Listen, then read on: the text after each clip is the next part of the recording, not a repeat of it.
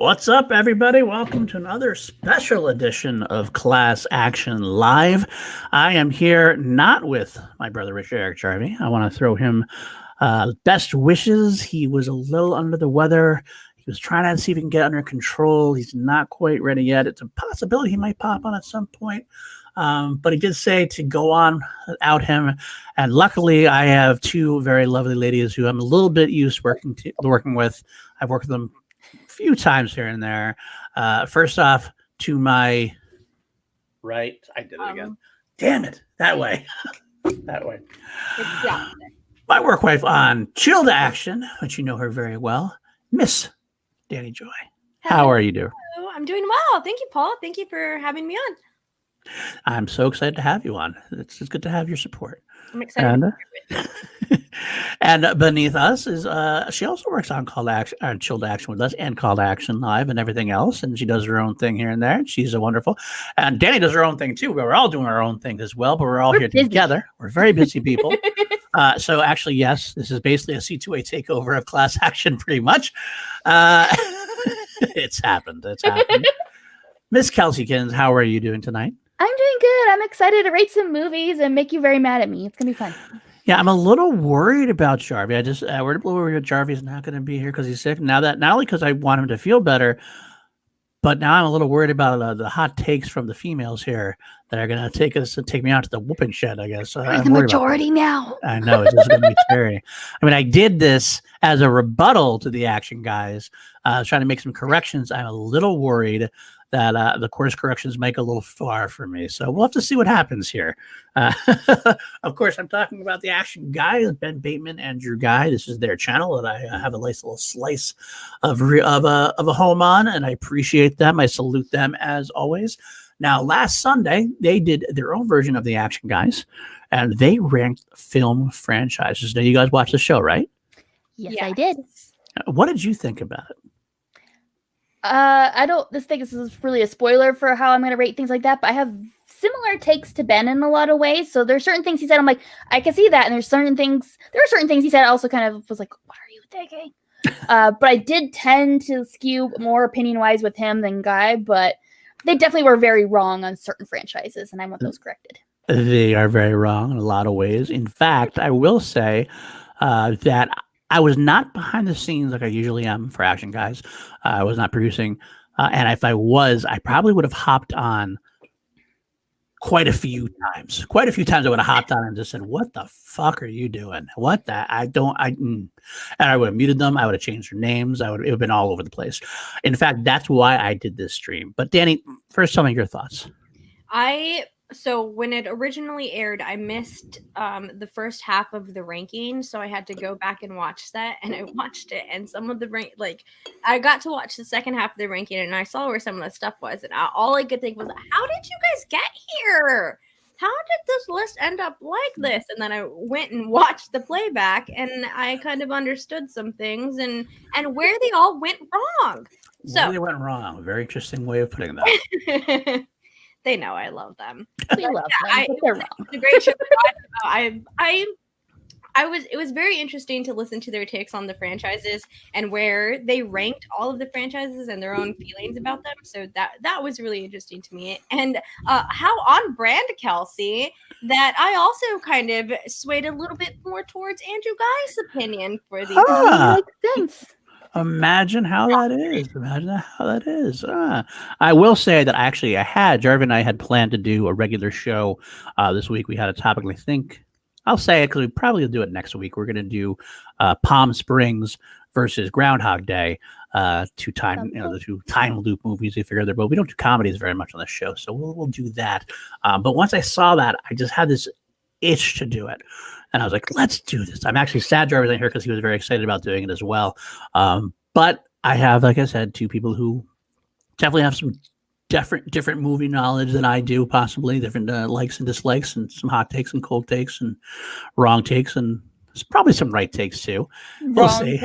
Definitely, I'm just going to flat out say wrong takes, but hopefully at the end of the day, we'll be a little bit better than Bateman and Ghai. That's the goal here. That's the goal. So let me start sharing this view. Let's see. I got this on the screen already. It's going to do that over here. This is the same franchise on tiermaker.com. This is the same one that they used. I do have a little bit of ground rules, which we're going to go over. A few things that we want to just make clear. It's a little bit different. One of the things actually I wanted to talk about, and we'll get there in a second, is some of the decisions they made on these blocks, so to speak. I'm not sure who created the actual tier blocks and everything, but there's some that were kind of weird and it wasn't worth it. I also will say that there are a few shows that we are doing, or a few franchises that we're just not going to rank because they, to me, either we didn't see enough of them or we just didn't have enough opinions on them. And it just seemed like it was unfair to like E-list them, but we're not going to S-tier them. And so I didn't know, we didn't know where we would put them technically. It's hard to rank them if you don't know much about them. So to go over that real quick, this first box here, I don't know what that is. That is like it was the icon for the doc. It's got like James Bond, it's got Captain America and Batman all in it. So I'm going to guess that it's not supposed to really be there, maybe a placeholder. So that was the first easy decision we made. Now, we barely even started yet, Ferris. We barely even started, but I love you anyway. Hi, Ferris. Real quick, Matthew Dawson, you're right. We could talk about it, but I'm not going to talk about Schmoedown stuff tonight. We especially didn't get a chance to. I mean, not everybody's watched it. This is not a spoiler thing. We'll be doing it, but Action Guys on Sunday. I'll punch that in there now. The Action Guys on Sunday. Ben Bateman will go over it, and with special guest Rachel Cushing. So that should be a fun show. Awesome. I will be producing that one. I'll be behind the scenes for that one for sure. And so the next one here, Pokemon. I know a lot of people, especially in the generals, had strong feelings about Pokemon. I have only ever watched the Detective Pikachu movie. That's the only one I ever watched. So I figured I can't rank it at all. Jarvie was initially the same way. I don't know what you guys, we talked about it a little bit before. Danny, I knew you had some thoughts on that. Yeah, Kelsey and I both have the same feelings, and we both have watched the same movies from the Pokemon franchise. We've only seen the first original one and the Detective Pikachu movie, but both of us said earlier that the first one holds a lot of sentimental value towards both of us. So that's why we wanted to rank it, but we can completely understand why we're not putting it into the rankings because we haven't seen any of the other movies. So I know that for myself, I can't really judge anything else a part of that franchise other than my emotional connections to the first one. But what about you, Kelsey? Yeah, that's exactly how I feel. Where I have a memory of going to the theater to see the first one, getting the cool little Pokemon card that you went to the movie 3 times, got the same one, and you're like, come on, I want a different one. But you're still happy you got them. And so I thoroughly enjoyed the first one and Detective Pikachu, but I have not seen anything else. And also, I haven't watched the first one since I was like 9 or 10, however old I was when it came out. So yeah, I don't think I've watched it for a long time. Can't rate it. I don't feel like properly. So okay, I have a couple other ones in that same category. The Monsterverse is great. I'm sure it's the classics. I saw a few of them when I was younger, but they all kind of blend together for me. I haven't watched them since I was a kid. I felt it was just unfair to put that in there, like because respect-wise, I couldn't put it below like a B or a C because it had such a great impact on movies and impact on horror movies, impact on franchise. It had a large impact, but I just can't rank it against more modern films like this at this point. I know William Bibiani, if he's watching, he's probably having a shit fit about that. I'm sorry, Beast. I love you. Just something for me. I just don't think I could really rank it fairly either way. So that's why I put that down there. Actually, the boys did that too, I think. So I'm not going to be too upset about that. Sharknado. I got to be honest. I've never seen them when I was sober. I saw them once on cable every once in a while. They're on. I passed through maybe, but I don't have it up there.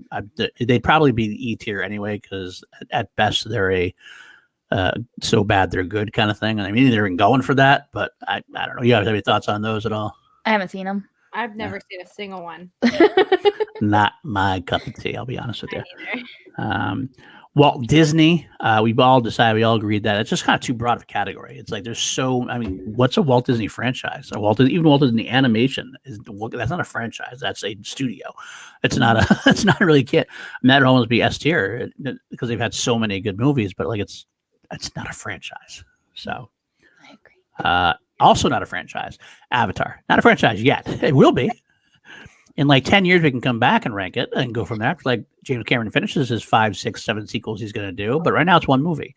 I could have gone with the American Pie thing, like the boys did. I talked about with Jarvie. The girls didn't think it was great, so it wasn't worth ranking, and I'm okay with that. I'm okay with leaving it out, considering it's not actually American Pie; it's his Avatar, so that'd be confusing anyway. So fuck it, we're not going to do it.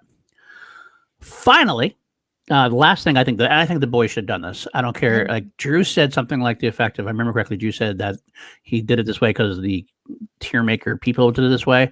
But Lord of the Rings and The Hobbit is one franchise. It's Middle Earth. I don't care what you say. Like, it's the same characters, it's the same actors, it's the same world, the same score, the same character. Like, no, I don't know what's going on with that. So we're gonna have the Lord of the Rings one represent the Middle Earth saga. Yep. To make it easier.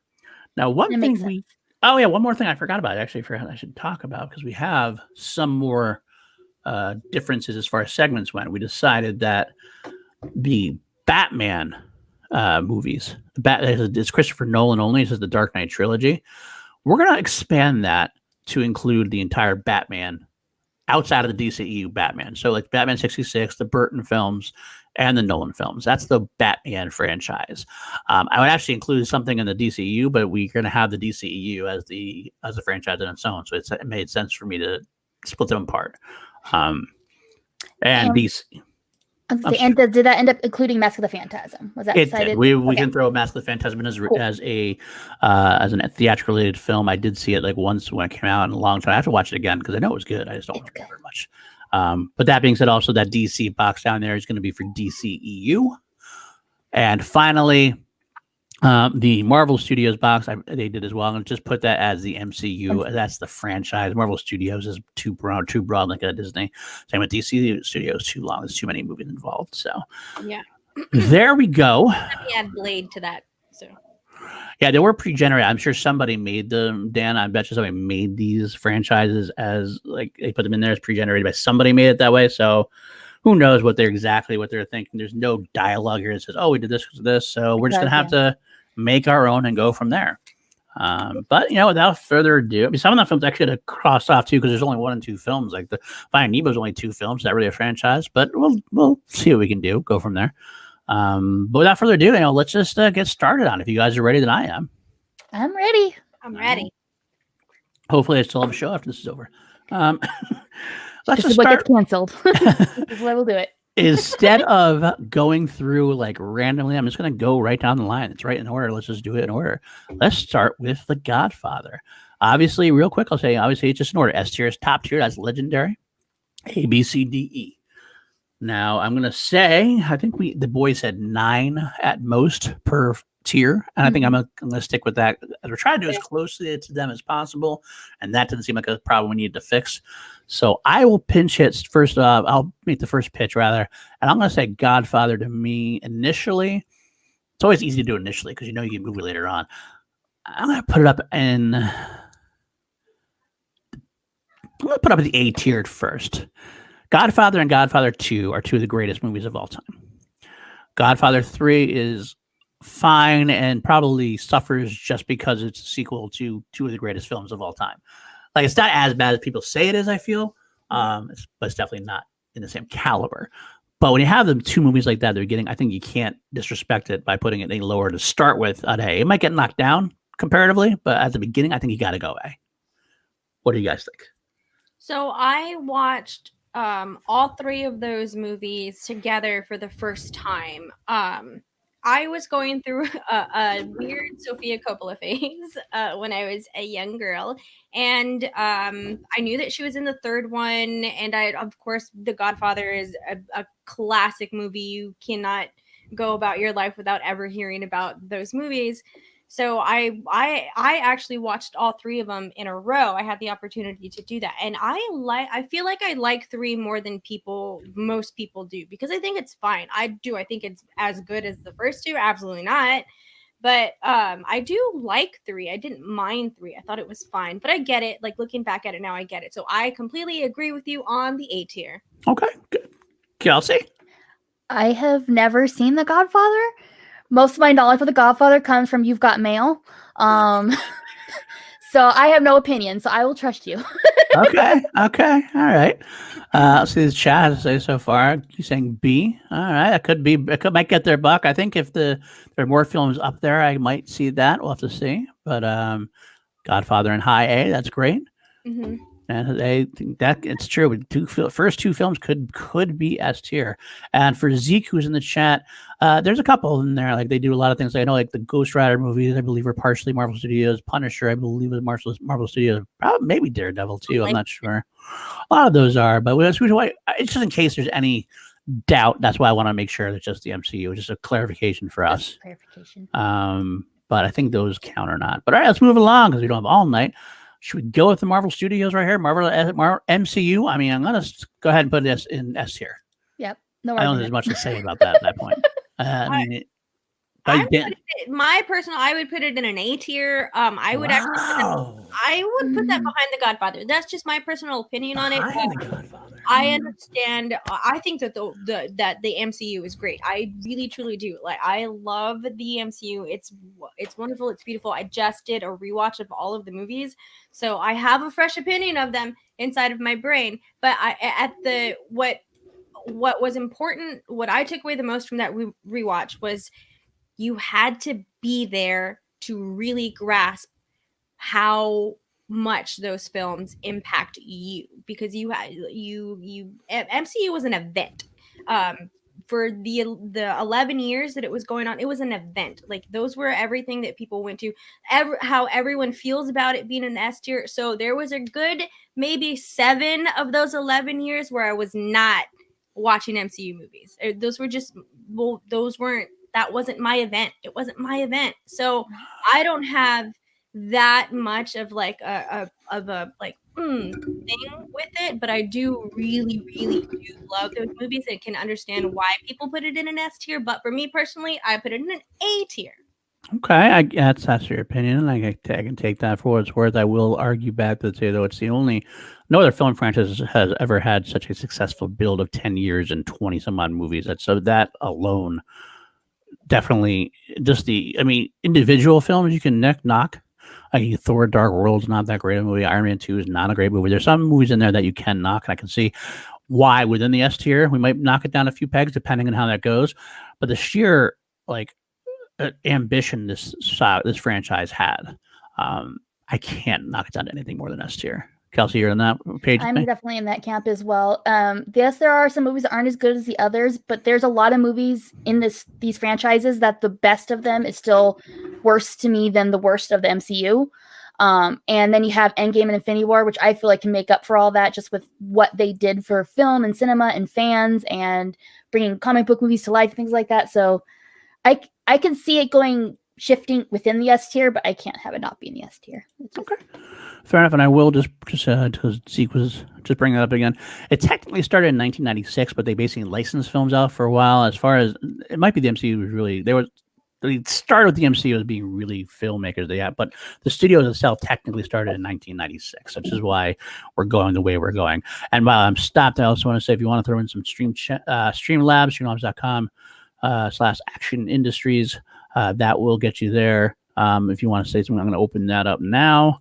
And because I actually forgot to open it up earlier because I'm not used to it, but it's in the chat or it's in the description. You can always go from there, and you can always throw them in there, and we will be glad to read those out as well. Going on now, moving to the next franchise, we'll have to see the John Wick franchise. Alrighty, I got 2 movies in, and 2 film franchises in, and I'm struggling already, wondering where to put this. I know Maddie Gunner will put it as an S tier. Maddie Gunner's a big John Wick fan. I think for now, my initial spot, and you can move it, I think I want to put it as a B tier. Interesting. Right now. I do love the films. I think the first film was phenomenal. I do think they've gotten a little bit progressively worse as they've gone on a little bit. I still enjoy them. I'm looking forward to 4. I just don't know if they're going to be able to hold on to the big boy spots. I think high B, low A for me. I could see it bumped up to A at some point. But I can't go any higher than that. So I'm going to start with it at B. I might want to start with an A and drop it down, but I think I'm going to start with a B. I'm going to go with B for now. What do you guys think? This is a movie franchise where I have only seen the first one in its entirety and seen bits of the second and third one. I do agree. I think B, from what I've seen, is a good spot. It's one of those movies where I've tried to sit down and watch it, but I feel like I need to focus, and I have young children that won't let me focus. So I have not finished the second two, but I'll take your word at it of B. I think that seems fair. I think for me, initially, I would put it in the A tier. I really enjoyed these movies. I thought they were very well made. It really helped me. Same thing what the MCU did and helped me get into comic books. John Wick helped me get way more into action movies. I already really loved action movies, but John Wick really helped me get into not only Keanu, because it opened me up into Keanu verse. And dove into like everything that he does with like martial arts movies and stuff like that. So that's why it's also important to me. So I would put it at an A tier, but I can definitely see with everything else in the rankings, it might fall into a B eventually with where everything falls out. But initially, I would put it in an A tier. You know what? Because it's so early in the match or early in their rankings, I'll slide it into A for now. I could go that high with it. I'm not on the board. And since you argued that way, I'll go with it. But I'm definitely still keeping it under Godfather at this point. I think Godfather has more of an impact overall, even if John Wick might be more popular now. Yeah, absolutely. All right. I'll do that. Harry Potter. Now, I will also say we didn't talk about this, but I'm going to assume, as far as I'm concerned, this also includes the Fantastic Beasts movie, which knock it down quite a tier for me, unfortunately. It knocks it down a tier for me too. Colin, if you haven't seen them, how do you know it's S tier? Come on, brother. Come on. I would say my initial thoughts of Harry Potter is in this household, it is an S tier. It's one of the few. My wife Kim is not a huge movie person, but she will watch a Harry Potter movie any day of the week. Like if it's MCU, Harry Potter, Lord of the Rings, those she's always going to go back to, no matter how many times we've watched them. And they are very good, very solid adaptations of the book overall. Mm-hmm. But with the entries of the Fantastic Beasts, I have to knock it down. But again, I think I'm going to go with my whole philosophy being I'm going to put them higher than they probably eventually will end at first, since we don't have many on there. Starting out with a B is my own thought. I do have it placed similarly. I have it placed at like almost the bottom of the B tier on my personal little thing. Okay. And that was before I even really considered like the impact of the Fantastic Beasts. That almost makes me want it in the C tier because I hate those movies kind of. But I'm okay with it being a B. Sunshine of the Green, you're saying the high C. That's a high C. That's still an interesting potential there going. Real quick, Colin, come in the hot takes. I get it, man. I get it. It's definitely, but I think Godfather 3 just takes it down just that peg. So, but either way, all right, I'll go with that. So are we okay with B? Danielle, what do you say? I think it's okay at a B, especially because you have to rope in the Fantastic Beasts franchise with it as well. It's the Wizarding world, so yeah, it'd be at a B, and I wouldn't be surprised if it ends up getting lower, just because, man. I think if we look at it at the ways that the guys were kind of talking about it, it's like, would I watch this franchise over this franchise in a day? Like, which one would I rather watch? I feel like that's where it's going to come down to. So I can see it kind of going lower, but yeah, I would put it at B. I think it's funny that a lot of times the guys are saying that one good movie can overwhelm the rest of the franchise and make it like a higher rating. That threw me for a loop a lot of times because they would say like, well, you have to include these, but they're like, but that first movie was so good, and it's like, well, that's not a franchise. I mean, that's a movie. That's a movie. But I'll go with that. I'm good with that at this point. Meg's got some ranks. That's good to know. I throw them in there. We'll see. We'll see them. Dan, good choice. Yep. Yeah, I get that. Harry Potter. Colin, we're on the same page. I like that, Colin. We're good now. All right. Let's move on to the next one we got here. Spider-Man trilogy. I don't think I mentioned this in the beginning. There's another one we kind of changed the idea. We're not going to go with the Spider-Man trilogy. What we did with this one is we're going to include the Sony Spider-Verse. So instead of just Spider-Man 1, 2, and 3, the Tobey Maguire ones, we're going to include the Andrew Garfield ones. We're going to include Into the Spider-Verse. And we're going to include Venom. We're just going to not include the Tom Holland, as Tom Holland's obviously part of the MCU. So we're trying to divide. We're trying not to have movies cross over at this point, even though there are movies that could technically cross over. So we're going just with the Spider-Man, non-Tom Holland. I'm going to let you guys talk before I decide to rank it, because I'm not sure where to go with it at this point. So I've never seen the Andrew Garfield Spider-Mans. You're not missing much. I The first one's fine. So I've heard good things about them. I've heard ish things about them, I should say. But I did like the Tobey Maguire Spider-Mans. I've never seen Venom, but Into the Spider-Verse is one of the best movies of all time, and I will stand by that forever because I love that movie. It's beautiful animation. A lot. That movie itself is S tier. 100%. I will stand by that. But because it's coupled in with some movies that I've never seen before, I would personally put this in the I'm gonna put it in the B tier above Harry Potter. Above Harry Potter. Yeah. Okay, what do you say, That's Kelsey? exactly where I had it as well. Where if it was not including the second Andrew Garfield movie and the third Spider-Man trilogy movie, I would have it A tier. But there are some downers within this franchise and stuff, so I do have it before Harry Potter in the B tier. So I am in agreement there. I would say Spider-Man 3 is terrible. I think that Amazing Spider-Man 2 is one of the worst pieces I should have ever seen. The first Amazing Spider-Man is actually pretty good. Actually, I'm not that bad with it. It's fun. Like it. Into Spider-Verse does kick it up quite a bit for me. Yeah, that's what saved it. Spider-Man 2 is also considered Spider-Man 2. now. Spider-Man 2 was considered one of the greatest comic book movies of all time. I know now it's not quite as highly ranked for some people. I think I like the B rating, I think. But I don't know if it's above Harry Potter or below Harry Potter for me. I would pick Spider-Man over Harry Potter to watch it every day, like almost any day of the week. But that's just. But it's three bad movies. Harry Potter to watch over Spider-Man, but I would still put the Spider-Man movies over the Harry Potters just because of the Fantastic Beasts movies. But I would watch Harry Potter before I would watch Spider-Man's. I would watch the worst Spider-Man movie probably over one of the better Harry Potter movies. But that's also just me. I'm also a comic book person, so that's my preference. Wherever you want to put it, PLD. Wherever you got to put it. You guys are both putting Spider-Man above Harry Potter, so it's a 2-1 unit if I did want it that way. So I guess I'll put it above Harry Potter. I think that's the first wrong choice we've made, perhaps, but I'm not entirely. Just you wait, PLD. Yeah. I'm gonna weigh it down. It's interesting, when they're two atrocious with two decent but dated movies, you have to go no higher than C.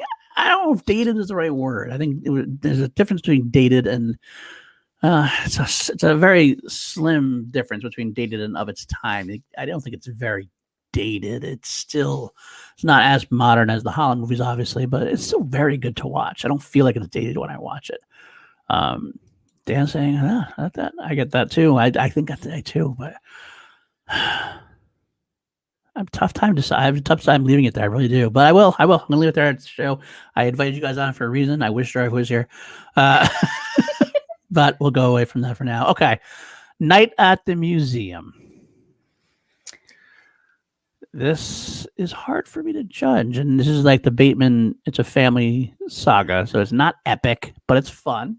Mm-hmm. Yep. But I have a hard time putting it over anything that's been on there so far. I mean, I wouldn't choose to watch it, but I wouldn't turn it off either. So I think my initial thought is that solid C range, but it could definitely be pushed down once we get movies in there. I think so too. I've only seen the first movie, but I enjoyed it enough to know that I would want to see the other ones in the franchise. So I think that that's going to be something that's going to be inside of my brain because of the first one, I loved it so much that it intrigues me, and I know that Robin Williams is in these movies as well, and that makes it super exciting for me. So I think that's what I'm going to keep in mind with where it's going to be in the placement with everything else, especially because there are other franchises in there that I haven't seen some of the movies in as well, like majority of them. Okay. So I would definitely put it to C right now just because I want to see the other ones, even though I haven't seen them, but I've seen everything else above it way more than those. So I would rank it in the same spot. All right. That makes sense. That makes sense to me. Kelsey, what do you say? Spoiler alert for the rest of the show. I also hate childhood. I'm not a big fan of family and kid movies unless there's superheroes in them. If it wasn't for Robin Williams, I'd have this almost bottom E tier. I just don't like those movies. I don't have fun Wow. with them because of his Wow. performance. I did like him in them, so I do have it low D tier. Low D tier. Lowest on the D tier. All right. But- Dan is agreeing with C and probably going to move down. He's a Bears fan. He's smart. I like that guy. Liam saying D. Z totally ignoring the movies that come on TV. Okay. Enjoyable on stand. I agree with C. I think it's Robin Williams' performance that does it to me. I think so. Well, do you think are you okay with leaving it on C right now, considering it's still last place right now? If it doesn't get bumped down by a lot of these other movies that are coming, I'll be very disappointed. But for right now, I don't mind it there. Okay, I think I do think better. I really do agree with Dan. I do think that I'm putting it C, but I do think a lot of these movies will probably knock it down when we get there. Yeah, that's all right. We can go with that. Let's go down to. I think I want to. Now I know why. See, now I know why the boys skipped around so much, because I think I want to skip around. I want to save some of the big. I'm up for whatever you want to do. So maybe I'll just pick one. I'm gonna go with one of the ones down here. We'll go back. Let's talk family films again. Let's talk Despicable Me. Despicable Me. All right. I'm the one who's here for the childhood. Okay, y'all? Yeah. Danielle's your childhood person. I'm in the middle. Just say it. I'm in the middle. I hate childhood. I'm here for it. Okay. Despicable Me then, Dan. I'm going to go down. I'm going to switch around and change what I said about going all the way through. I'm going to go down here and check this one out. Okay. So what do you think about Despicable Me? So I really enjoyed these movies, the Minion movies. Oh, and here's the thing, y'all. Here's a good disclaimer to put on. I don't have kids, so I don't have to deal with repetitive, repeat viewings of animated movies like that. So I love animation, and I think animation is an art. I think animated movies are art, and I love animated movies. So I watch these movies because I just personally enjoy them. I don't have kids, so I don't have to deal with that. I don't have that in the back of my brain. I love the Despicable Me franchise. I really do. I love the Minions. I think they're really cute. I think they're very smart. I think it's a good movie for kids and for adults. I think the adults that watch these movies with their kids enjoy it most of the time, just from the interactions that I've heard with parents. It's not anything like I hear parents say that they like Despicable Me more than they enjoy the Frozen movies. So for me, I would put Despicable Me in the C tier above Night at the Museum. That's where I would put it. Just because also in my head, the way that I want to rank things is I want to rank them next to each other and not put something that's too far away right now. I get that. Where it drops. Unless there's something that I absolutely know that I just either can't rank or don't like. I actually get that concept. This is what I've been doing so far. I've been kind of saying down. I just put them above what's there. I can't know that they're going to be bumped down. But the big question for me then would be, if Danny thinks that it should be below Night at the Museum, what do you think? In front of Night at the Museum. Yes. Okay. Kelsey, what do you think about that? I hate the Minions. They're literally their sound of their face infuriate me. I do have kids that constantly have Minion toys and have Minion t-shirts and watch the movies all the time, so they've slowly driven me insane. I have Despicable Me as mid E tier. So below Night at the Museum, you think? Way below. And well, I have both in the E tier. Okay. I think, but I will say, I think that I liked the first Despicable Me. I thought it was a very clever movie. I think hating the Minions as characters and stuff, I get, but I think you hate them for less than more of. I don't think it's the movies that drove you to that. I think it's the outside marketing and because the Minions were everywhere and the Minions were commercials and then they had their own Minions movie, which was pretty pathetic. And I didn't. Yeah, that's not even worth watching. But I think I'm going to split this here with you guys. I think I did like Despicable Me enough, but I still think it's below Night at the Museum for me. I'll put it on C for now because, again, for the same reason Danny said, it's a little. We got a lot of open slots, so we can slide it in a little higher than it needs to be, and then we go down. So I think we'll start at C in there. Does that seem like a comfortable thing enough for you guys to do?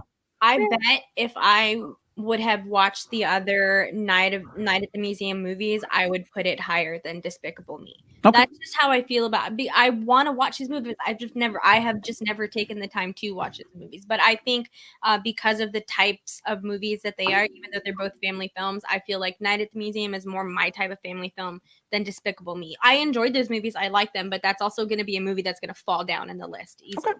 Yeah. I'm comfortable with that right now. That's good enough for me. All right, I'm gonna throw. I said, Dana, I think when you're up, I'm just going to start. I originally had just going through all of them, but I'm kind of liking the idea of skipping around so that we don't know what we're talking about next. So I'm going to throw in. How about just did 2 family films in a row? Let's do something. Hangover franchise.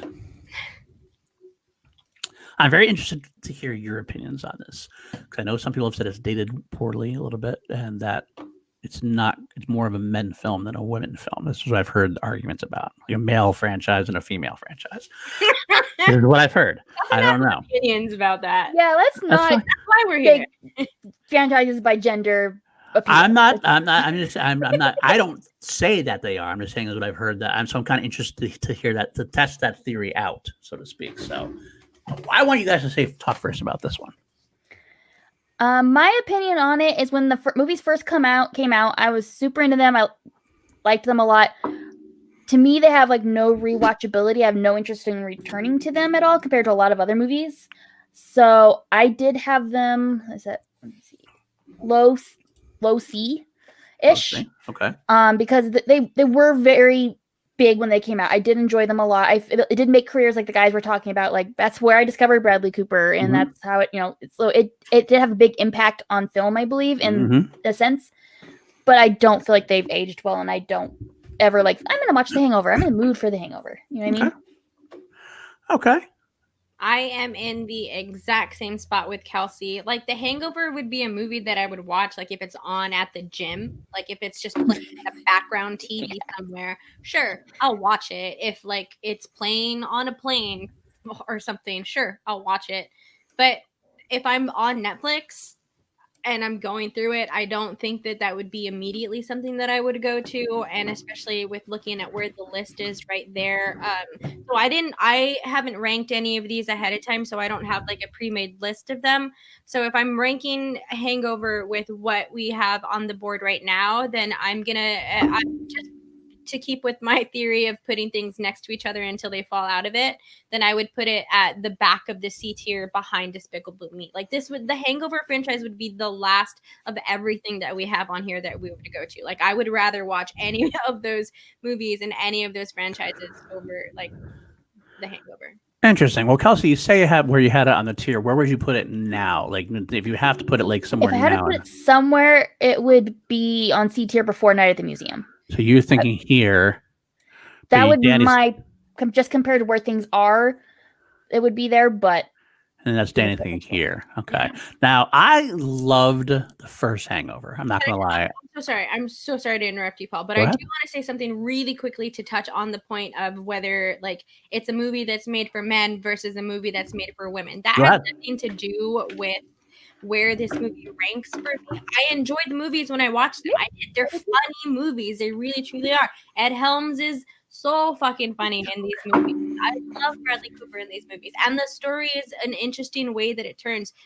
They just don't have the rewatchability for me in the same sort of sense. I think they're funny movies, definitely, absolutely, but I don't think that it's a gender thing from where I agree. The only reason I would ever even consider a gender thing is that sometimes you hear like it's definitely a male bonding kind of, but it's a lot of male camaraderie in the movie versus like something like a Bridesmaids, which is more the female camaraderie kind of thing. So sometimes you relate more to different aspects of it.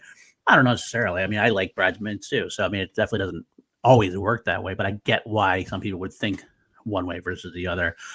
As far as my rankings, I love the first Hangover. I did. I thought it was pretty great. Interesting to see. I'll just throw these in the chat real quick. We have a couple different. Not that one. Sorry, we're a little high. I just got to jump a little high up here. Hold on a second. Brandon was saying D for them. Dan was saying C. Hi D. Hi D. Colin's got some very strong opinions. I love Colin in the chat. I'm loving this guy right now because Colin's got some great. I don't always agree with him. I think that not a mediocre start. I thought it was a great start. Did get progressively worse. I'll give you that, but not something not worth an E for me. I'm not going to have any qualms if it ends up in the D tier. I would probably honestly choose to watch Hangover 1 over any movie in the Night Museum franchise or Despicable Me. And that might be because I'm more of an adult at this point because the other two are more definitely. There's movies that are kid-based, kid tier, like kid-based movies, but there's movies that are made for kids. There's some kid movies I can watch and love and have no problem with it. These are more definitively made for kids that I don't watch it. I don't get as much enjoyment of them as an adult. Yeah, I think with that, I agree. I do agree. I probably would watch the Hangover movies before I would watch the Despicable Me movies. But I think that I would watch the Night at the Museum movies before I would watch the Hangover movies. Okay. But that's also just the difference in our movie taste. Yeah, absolutely. I love that. That's my shit. So I get it. I guess the qualm has become, I think you could probably equate Hangover 1 versus Night at the Museum 1 to a degree as far as watchability, but it'd be the sequels versus the sequels, and that's where comes trouble. I think I'll. Kelsey, what's your thoughts about versus Night at the Museum? You think it's better? You'd watch it more than Night at the Museum? I would definitely watch it. Like I said, and I had Despicable Me and Night at the Museum way lower than them. So I'm leaning towards above Night at the Museum, but no, I think it should stay where you have it. I think it should there. Okay. Museum, because you two have already said where it is. Like, yeah, that's just my movie preference, and I understand that me enjoying family movies is in the complete minority. Okay. So that ranking in the tier, I'm not trying to fight for that. That's fine. That's fine. Get into fighting later. We'll fight later. It's coming. I'm not gonna try to fight for this, so let that go.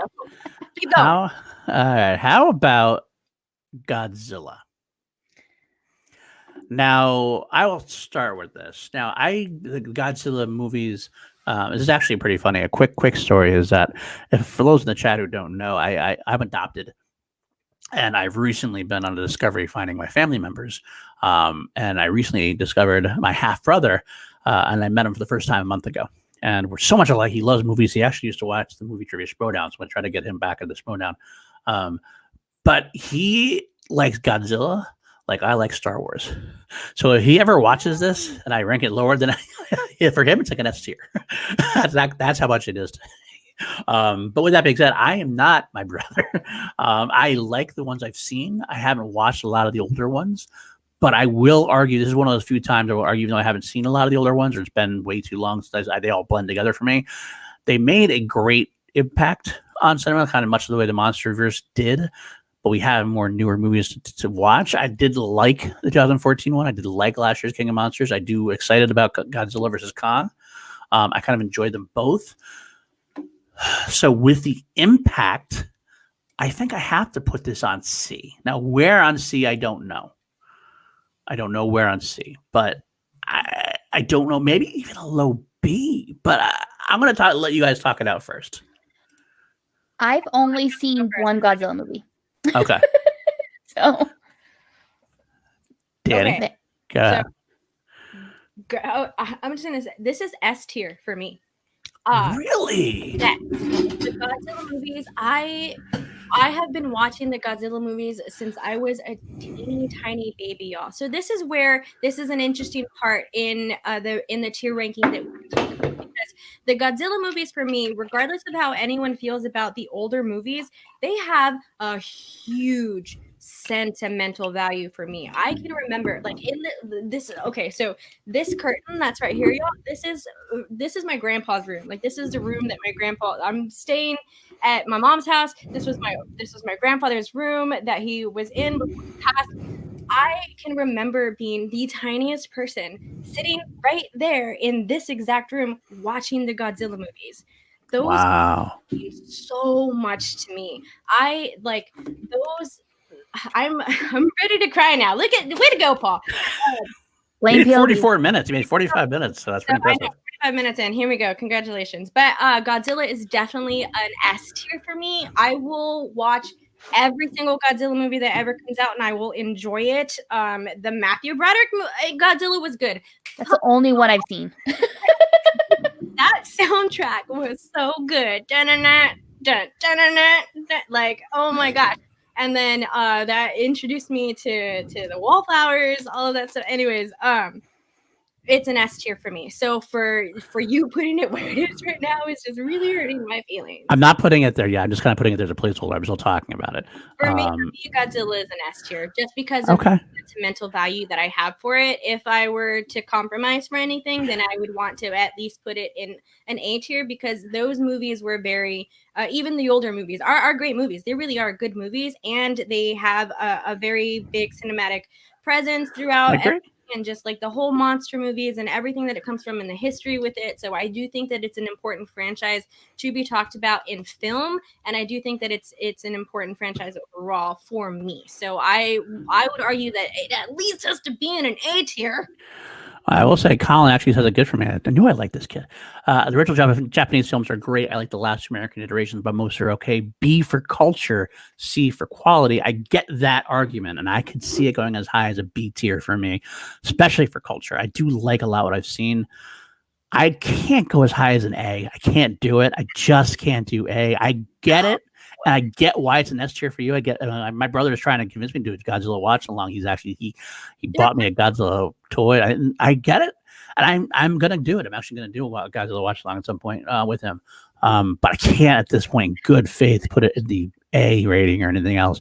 I'll slide up to a B at this point. At least put it in the high B. Kelsey's only seen one movie. I've only seen one. That's because I have no interest in the franchise. I know, so I'm not going to give it. I'm not going to counter. I'm counting your opinion versus my opinion, which is somewhere in between your guys' opinions. It's so bad. If you're put it at the high B at least. So above Harry Potter? Yes, put it above Spider-Man. Yes.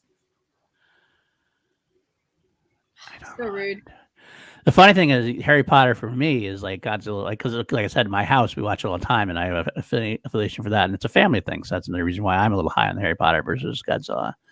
That's why I'm over Godzilla over everything, because it's the most important memory that I have with my grandfather. So that's why it's a low blow. That's a low blow. It's a low blow. You're guilt tripping me now. That's why I'm telling you this is very offensive to me right now, because it really does, like, those movies really do hold a very high sentimental value to me. So you could at least, for me, put it at the high B.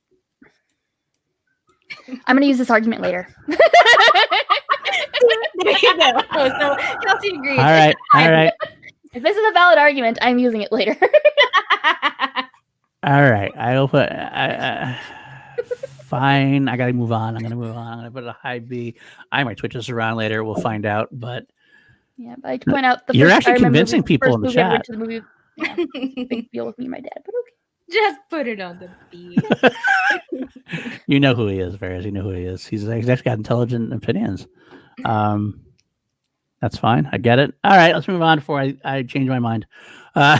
How about personal feelings with those things? So I think that's a good thing to always keep in mind whenever you're ranking is like your personal feelings towards it, and and how are we kind of deciphering that sort of thing? Like, are we going to really let's just all right? It doesn't matter. Fuck your feelings. It's whether these movies are better movies than the other ones. I think we got to go both, a little bit of both, because there's three people in here. There's three. Yeah, I was going to say though, temper it, but I was not doing that at all. And if I was, Spider-Man, I would have thrown a tantrum about, because the first Spider-Man movie changed my life. I decorated my room in Spider-Man. I wore Spider-Man shirts every day. I started reading the comic books because of that first Spider-Man movie. Me and my dad started going to comic book things together because of that movie. So it's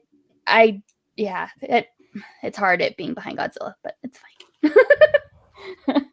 I will put it at B also because it does have a great impact as far as overall film. Back before there were franchises, Godzilla was a franchise, and that's hard to do. All right, fine. I'm going to move on to another hot topic take. I'm going to get this one over with because I'm very scared about this one. I'm frightened about this one. Twilight. Okay.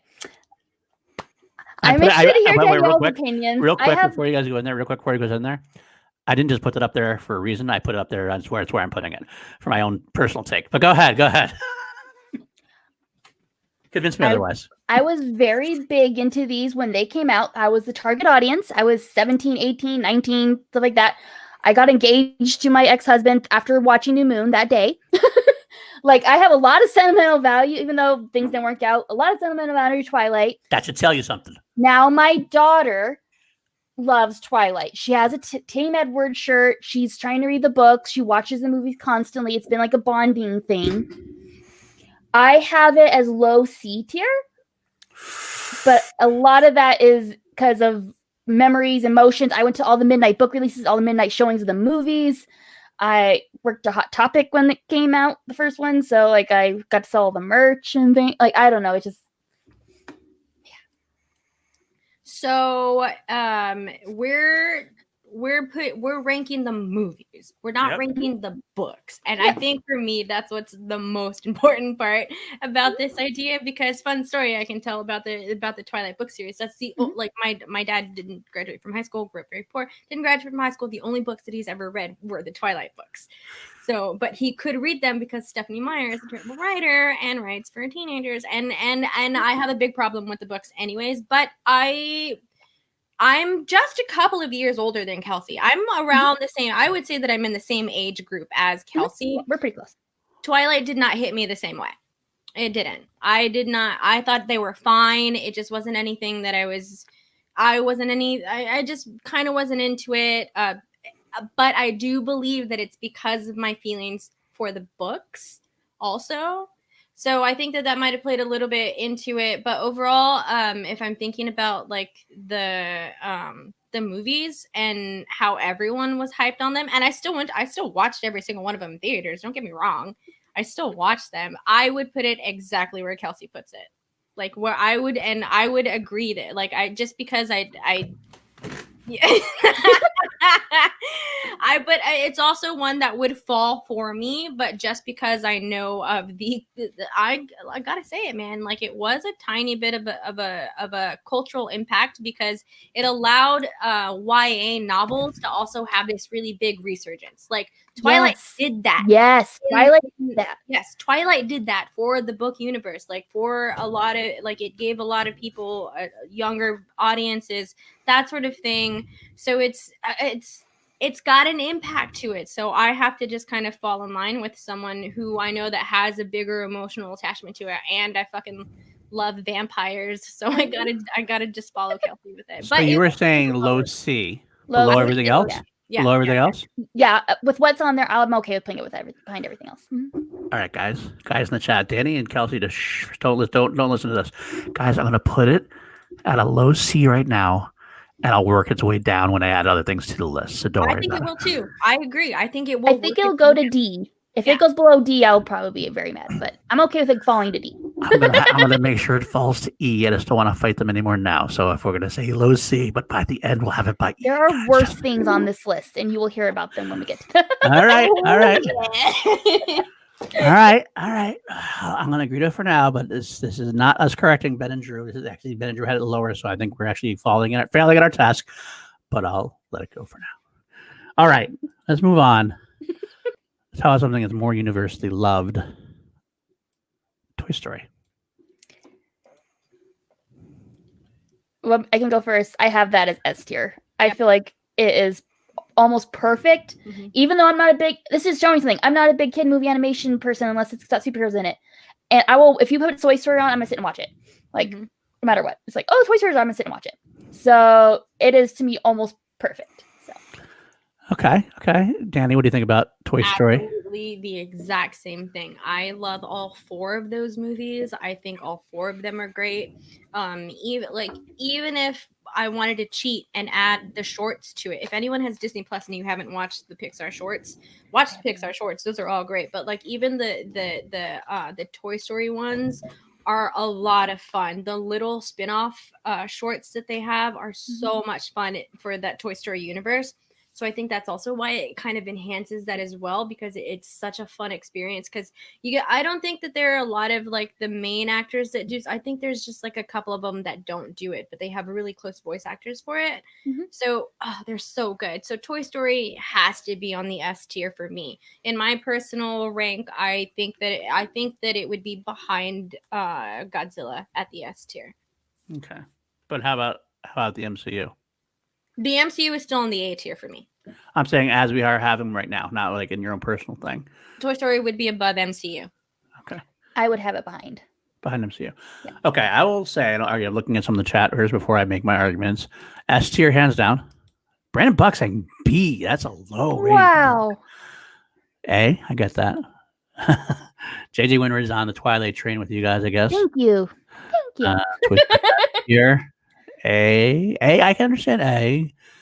And there I'll argue, I think Toy Story 4 is underrated a little bit. I think considering that it had the unenviable task of like making a sequel to what was a perfect ending of a movie with 3. Mm-hmm. With that in mind, it did a great job at it. It's my least favorite of. It's my least favorite too, but that's not saying much because the other ones are just so perfect. So it's still good. Ask for debate. Let me see. Next to it, never connected to it. Okay, Buck. I mean, it's fine. That's why film are subjective, except for Twilight. I will say it's S tier as well for now, especially for now. I think, by the way, if I'm wrong, somebody in the chat let me know who watched the Action Guys on Sunday. I can't remember now. I thought they only said you could have only 5. I think their rule was like 5 here. Okay. Yeah. I'll put Toy Story on the S tier for now. I do think it might get pushed off comparatively. I got some other heavyweights in there. I do think it's below the MCU for me. And are you okay with that, Danny? Are you okay with that? I know you want it above. No, that's fine. But my question is this tier your tier or a collective tier? A collective tier. Okay. I'm trying to make as collective as we can. I'm like, I'm going to control my anger. You talk about Toy Story not staying in the S tier, and I'm looking at everything else down there, thinking, what else would he knock it out with? Yeah. I'm just saying there are a couple in there that we'll see. Okay. I might be able to convince you. And I'm fine with it being behind MCU because I believe because you both of you put the MCU in your S tier where I put it in my A tier, and I understand and I completely understand the significance in the MCU. So I can totally see where majority of people would put the MCU above the Toy Story ranking. That's just my personal feelings about it, but I am totally fine with it being right there. Okay. I'm gonna make some people mad with this one. I think you guys. I don't know what you guys are gonna think. I think I'm going to make some people mad with it. If Tim Franco's in the chat, he might be mad too, especially because I've talked to him about it all the time. Let's talk James Bond. Now, if there's ever a case for me that culture and perception and basically culture impact are greater than the movies in the series, this is the prime example. Because quite frankly, I'm in my Bond watch through. I've been watching them all from the beginning. And I'm not going to argue with Ben. There's only really a couple of really great Bond movies. The rest are okay. They're middling at best. It's definitely better than Twilight. I think I would put it right now. I think this is one of the ones that right now I will put as a low B because it's that culturally impactful. But I wouldn't put it above anything else in B right now. I think it's better than Hangover, though, too. So that's why I got to go there as well. I think this might dip down to C. I wouldn't even be shocked to me if I push it down to D eventually. But for right now, I think I got to go with low B. What do you guys think about this? I'm very curious about this. I'm fine with where it's at. I think that's where I would put it in this list as well. I would definitely watch it over everything in the C tier. I'm not sure if I would watch any of them over the Harry Potter movies. I haven't seen the older ones. I think I've seen like bits and pieces of one Sean Connery one, and I can't even remember what it was or what it was about. But the Pierce Brosnan one was important for me. GoldenEye was one of my favorite games to play as a kid also. And I really enjoyed the Daniel Craig ones. I know that a lot of people didn't like them so much, but I had no frame of reference going into those Bond movies except for GoldenEye. I'll argue that just real quick, Daniel Craig's Casino Royale is considered by most to be one of the top of the lists, but the rest of them, you're correct in that. So go ahead. Sorry, continue. So that's exact. I would put that there. That's where I would put it. Okay. I have only seen GoldenEye and Skyfall. Okay. I am wanting to do a James Bond watch through. So I will just trust your guys' opinions on that. So far, I've not fallen in love with what I've seen, so I would probably put it C tier before Hangover, but that's kind of where it is right now, sort of. So I'm fine with it being there. All right, let's see what we got. Buck says D. I get that. I actually do. I can get that completely. B tier for Dean, though. It's one of those very much like up and down franchises. Some people love him. Kevin Martin, I get that too, though. I get any place you put it, really, honestly. High B. Casino Royale B. Dancing Bond is C tier. And that's not a good point, though. The amount of good and bad equal each other out. I think there's actually probably more bad than good overall. But this, again, my boy Colin tonight is really hitting a home run. He's saying exactly what I feel almost all the time. S for culture. Absolutely, it's S for culture. There's very few franchises in any of these lists that you can say did more culturally than James Bond. But there's only a couple of great films. So I think No Time to Die does look great, by the way. I do want to see that. It looks awesome. So yeah, I'm gonna go with where it is for now. I think we're all comfortable with that at this point. I think I could easily see inside to C. I could easily see inside to D if it goes that far. But all right. How about let's go with this one, The Chronicles of Narnia. The Chronicles of Narnia. I'll start with this one. I actually like them more than a lot of people do. I do think the first one was actually decent enough for a young adventure, young fantasy adventure. I kind of like that. It definitely lost the plot along the way. I've read all the books, so that kind of influences me a little more than it should, maybe. But it's hard to place these films. They definitely got worse as they went along. But I still wanted to kind of see more. But I think it's more because I like the world and I like the movies themselves. I got to definitely put it above Twilight for me. Despicable Me. I don't think it had one really great movie in it. So I think at this point I'm going to throw it. Although I had Tilda Swinton's great in that role, the White Witch role. She is great in that White Witch role. Really, truly is. I think for Tilda Swinton alone, I think I might put it there. Mid C for me. I'm curious to where you guys are going to put this. I don't like these movies. I forced myself to watch the first two and just could not keep going. I am not their target audience. I had that second to last on my list on the E tier. Wow. Here. Wow. I'm not the person these movies were meant for. So, and I have read the books, and the books I'm not their audience either. So it's just. So I'm with Paul on this one, where the books kind of influenced me a little bit, probably more than what they should, because I agree that they did progressively I can't think of words. They didn't work as well going down the line with it, but I do think that they were decent adaptations of the book, and I would actually put that ahead of. I know that's such a. All right, that's good. Schmodown. I would actually put Narnia at the high C. I would put it above everything in the C. I think that I could be influenced to not put it in the B tier, but I think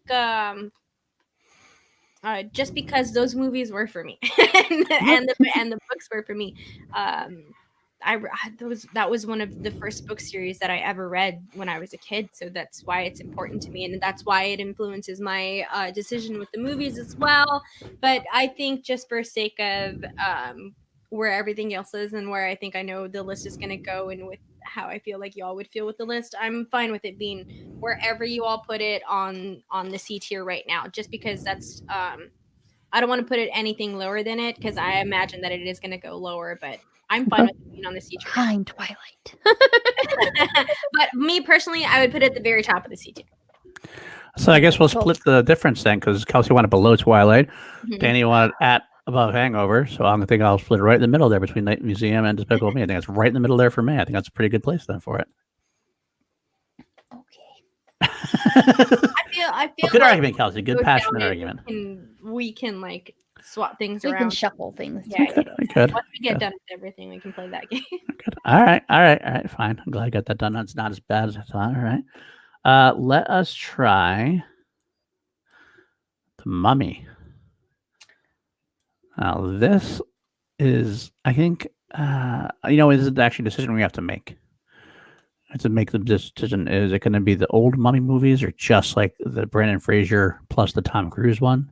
I included all of them when I was like planning it. It's like the old Monster Head, the old monster movies? Not the old ones, but the Brendan Brendan Fraser ones, and so Brendan Fraser. So why don't we do that? Brendan Fraser, because I talked about MonsterVerse in general as being something you can't rank. So the Brendan Fraser and Scorpion King ones. Yes, the Brendan Fraser, Scorpion Kings, and then the Tom Cruise one too. Okay. That 2017 one that Tom Cruise did. That's which how was god awful, by the way, and might bring it down. Yeah. So I'll let you guys start with this one. Go ahead, Kelsey. I have a big place in my heart with these ones because archaeology was like my thing. I wanted to be an archaeologist, Egyptologist when these movies were coming out. So I loved them. I tolerate the Tom Cruise ones. I mean, it had Jake Johnson in it. I love him. So his moments kind of helped a little bit. I have it. For me, it would be between James Bond and Hangover Part 3. So whether it's high C or low B, but that's me. Okay. Danny, what about you? So, I love the Brendan Fraser movies. They're so good. They're so good. They're so great. And then there's a lot of other like personal feelings towards Brendan Fraser that just make that whole franchise, that Brendan Fraser, those movies, kind of important in my brain. I like Scorpion King. I thought it was just a fun movie to have on there. The CGI is fucking terrible. It's terrible. But that did start my love for The Rock because I really truly did start to follow his career after that movie because I was so into the Mummy movies. I've never seen the Tom Cruise ones, so I can't put that anywhere in my opinion. I think that I would be fine with it in the B tier because I would definitely watch it above everything in the C tier. But I agree with Kelsey. I might even put it above Bond in my personal opinion. I'd be okay with that. That's just mine. Because I think I might. Overall, I think that I just might enjoy watching those movies more than watching the older Bond movies. I think. Oh boy. Okay. But say let me. All right. So let me just say, so Kelsey wants to go here or there. Either there or there, yeah. And Danny, where do you want to put it? There? Same. All right, let me try to talk this for me. I love the first film, the Brendan Fraser's first film. I think it still holds up for the most part. It's a great adventure, even though it's a little bit of an Indiana Jones wannabe to a degree. I do love that. I do hate the Tom Cruise one a lot, so it almost evens itself out. So it comes down to some of the sequels. I think the Jet Li one is pretty horrible, and the Scorpion King is fine. I think it's fine. It does have The Rock. I love me some Rock. I like the movie and the actor. So, but I guess culturally, impact-wise, it doesn't have quite the zing as some of them do. I can't say it's got more cultural impact, for example, than Bond. I think I have to slide it below Bond for that reason. It's amazing how high Bond is for me, and it's amazing how much pure cultural impact Bond gets to where it gets its boost from. Well, I mean, I feel like that's the reason why we not only my personal feelings, but that's also why we have Godzilla in such a higher rank because of the cultural impact of it. So I agree with you that I don't think Mummy has as much of a cultural impact as James Bond does. Like there's like it's 007. Like you can't everyone knows what 007 is. Like you can't fucking walk into a bar without somebody saying some stupid remark about a martini and James Bond. Like you just have so right.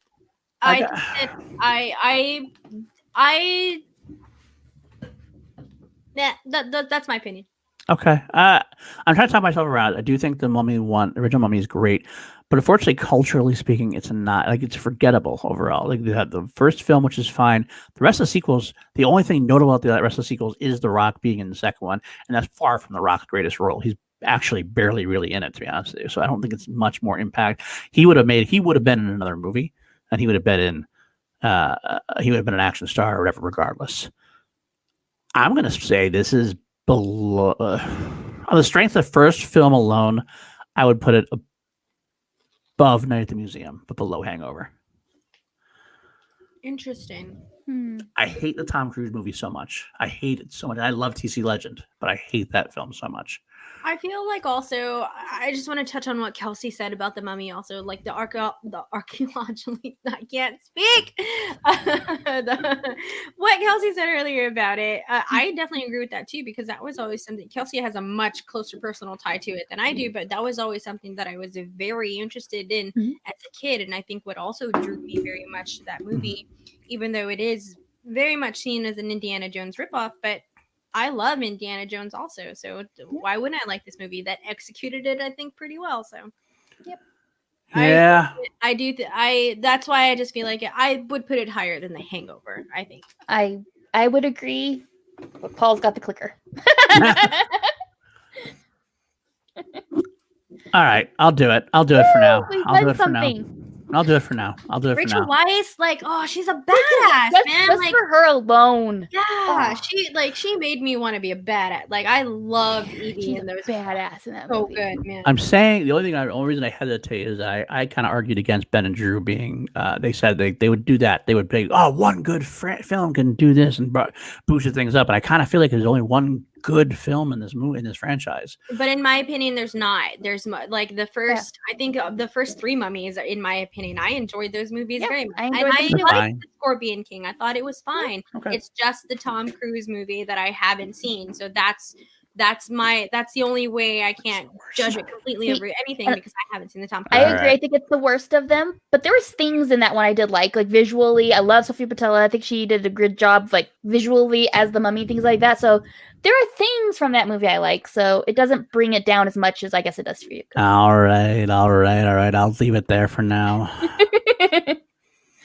Alvin and the Chipmunks. All right. Yeah, same thing. I have a question about this. Are we including like the 80s and the 90s movies? Were there actually movies in the 80s and 90s? Or just There were. TV I don't know if they're wait, theatrically released or not. I have no idea. That part I don't know, but there were. No, theatrically released movies, Danny. Theatrically released Okay, movies. fine. I get they had movie specials and TV specials, so I think we'd only count. I don't know. Okay, I cannot know for sure if they were theatrically released. I'll look up right now. The movies when we were kids. Look them But up. Alvin and the Chipmunks is a franchise that I've loved since I was a teeny tiny baby for the same thing. A lot of sentimental value towards it. But if we're looking at the newer movies, that's what really brings it down. But the older animated movies that I grew up with were so good. I loved them. They were definitely made for kids. You watch it now. I watched one of them recently, not super recently, but like they're definitely made for kids. But like I still remember those movies very vividly. But it's just the newer ones that really kind of bring it down. It's just kind of a bummer. The second one, the first one, in the newer ones was good. I liked it. I thought it was great. The second one I really didn't care for too much. I liked that they tried to introduce the Chipettes. I can't think of their name right now. Brittany, Jeanette, and Eleanor. Yeah. I'm sorry. Brittany, Jeanette, and Eleanor. Yes, but I can't think of the female version of the chipmunk word for whatever. I think it's the Chipettes. I think Chipettes, right? Oh yeah, right? the Chipettes. Yeah, it is the Chipettes. Seeing them into that, I thought that was really neat. Also, I thought that it touched a lot on nostalgia, and I think that that's what they relied on. And I don't think that they executed it. Especially, I feel like I'm an expert in nostalgia, y'all, and I don't think that they executed it very well at all. But I did like what's his name, Jason. Jason Lee. Jason Lee. I like Jason Lee. I love Jason Lee. Like I'm a big Jason Lee fan. I love Jason I'm a Lee. big Jason Lee. like the idea of Jason Lee going from like this professional skateboarder to an actor, it just always blows my mind. I love Jason Lee. So I think that's what was really fun for me. But I would put this. Oh, I would. Man. By the way, for me. there was one theatrically released animated film back in 1987. What was it called? It was called. Was it the Around the World one? Hold on, let me find the title of it again before I go. I just lost it. Damn Wikipedia. The Chipmunk Adventure. Are they in a hot air balloon on the? They are in a hot air balloon on the cover. Yes. I love that movie. If anyone gets to watch that movie, please. Ooh, ee, ooh, ah, ah, ting, Ding tang. tang, walla walla bing bing. Ooh, If you get a chance to watch that movie, y'all, please do. Has a 75% on Rotten Tomatoes for that one. Fuck y'all. That movie's a fucking delight. I love that movie so much. That's my childhood, though. That's my childhood. So that alone for me would put that higher up. Like if I had to watch all of the newer remakes and it allowed me to watch the older movies, I would put Alvin and the Chipmunks in between 007 and Harry Potter. But for You're sake fucking of insane. that's my personal opinion. I get it. But for sake of this list, I can completely understand it being at the very bottom. I'm just going to leave it where it is. I'm going to leave it where it is, I think, unless Kelsey has an argument.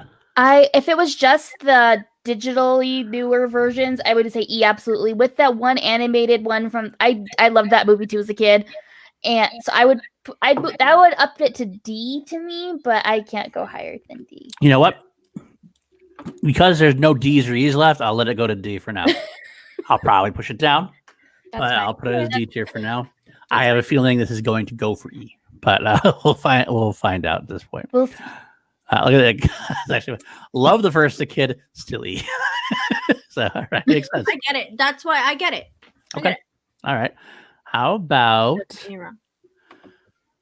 Kung Fu Panda? I'm good with it there. There goes E. Oh, wow.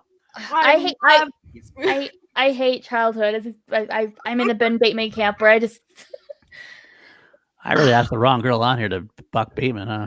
I just don't like most anime movies much at all. Yeah.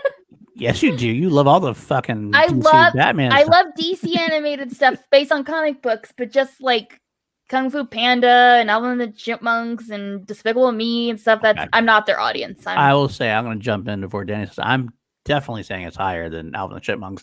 I definitely think it's higher than Twilight by far. I think it's better than Despicable Me because I think the three films are very much quality. Like their quality never really dipped that much. They're all pretty solid overall. I would put it above Narnia, Night Museum. I'd even put it above. I did have it above Narnia on my list, but I also had Narnia way lower on my list. So I think it's a solid C. That's what I'm going to say. C above. Maybe it might even be a low B. And you know what? Because we have a lot of C's, I'd actually be tempted to put it as a low B right below Bond. I agree with what Colin is saying in the chat. High B. They're all pretty good, but not great. Mm-hmm. I also believe Party J, it is a perfect trilogy. They are great movies. Jack Black is so funny in this movie. It's a very stacked cast.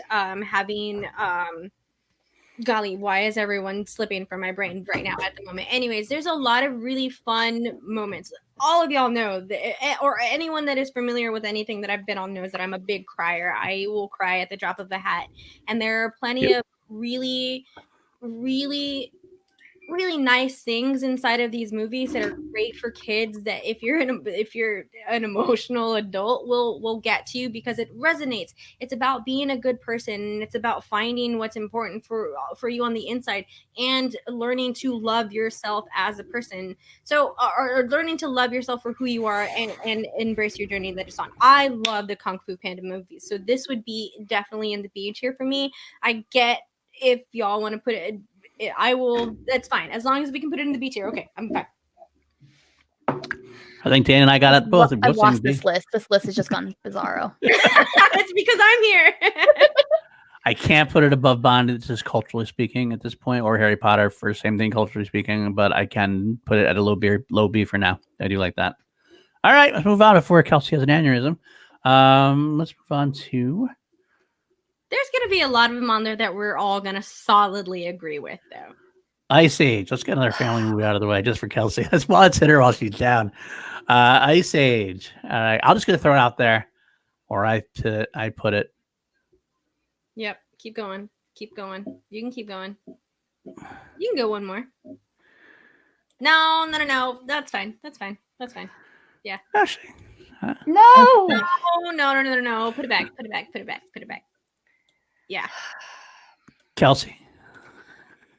First of all, I don't like children's animated movies for the most part. Second of all, I grew up in a house of paleontologists who studied this. So I grew up with these movies having a scientist in my ear saying, well, that's not accurate. What are they doing? Oh my gosh, Kelsey, what are they doing? So I haven't. This was the one that was the lowest for me. It was below Narnia. It was my lowest one because and also I don't know.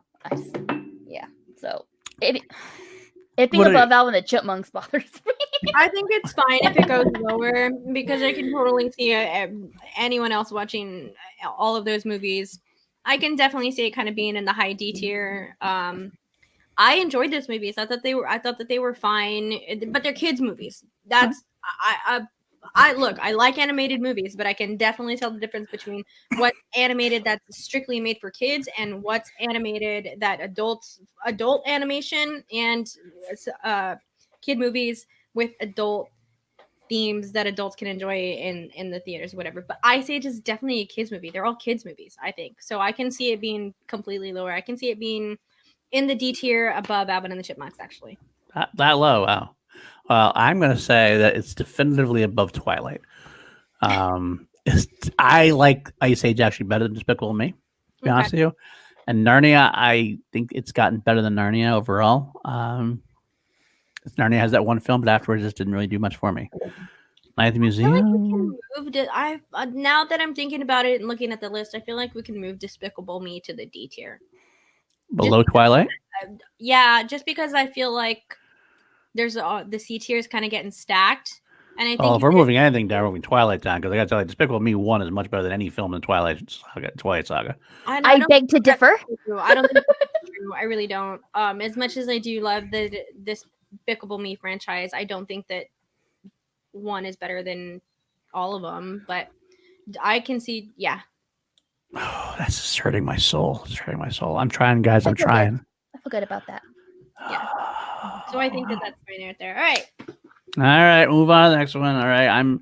My soul's hurting right now. I just moved Twilight. My soul's been hurting his entire list. So I just moved Twilight up a point. I'm trying to get it down a point. I moved it up a point. That's not right. I'm trying to figure out how to get Godzilla to get higher. That's not going to happen. That might slip lower at some point, I think. But nope. All right. How about should I continue torturing Kelsey? No, let's move on to some something else. Okay. Let's how about ones.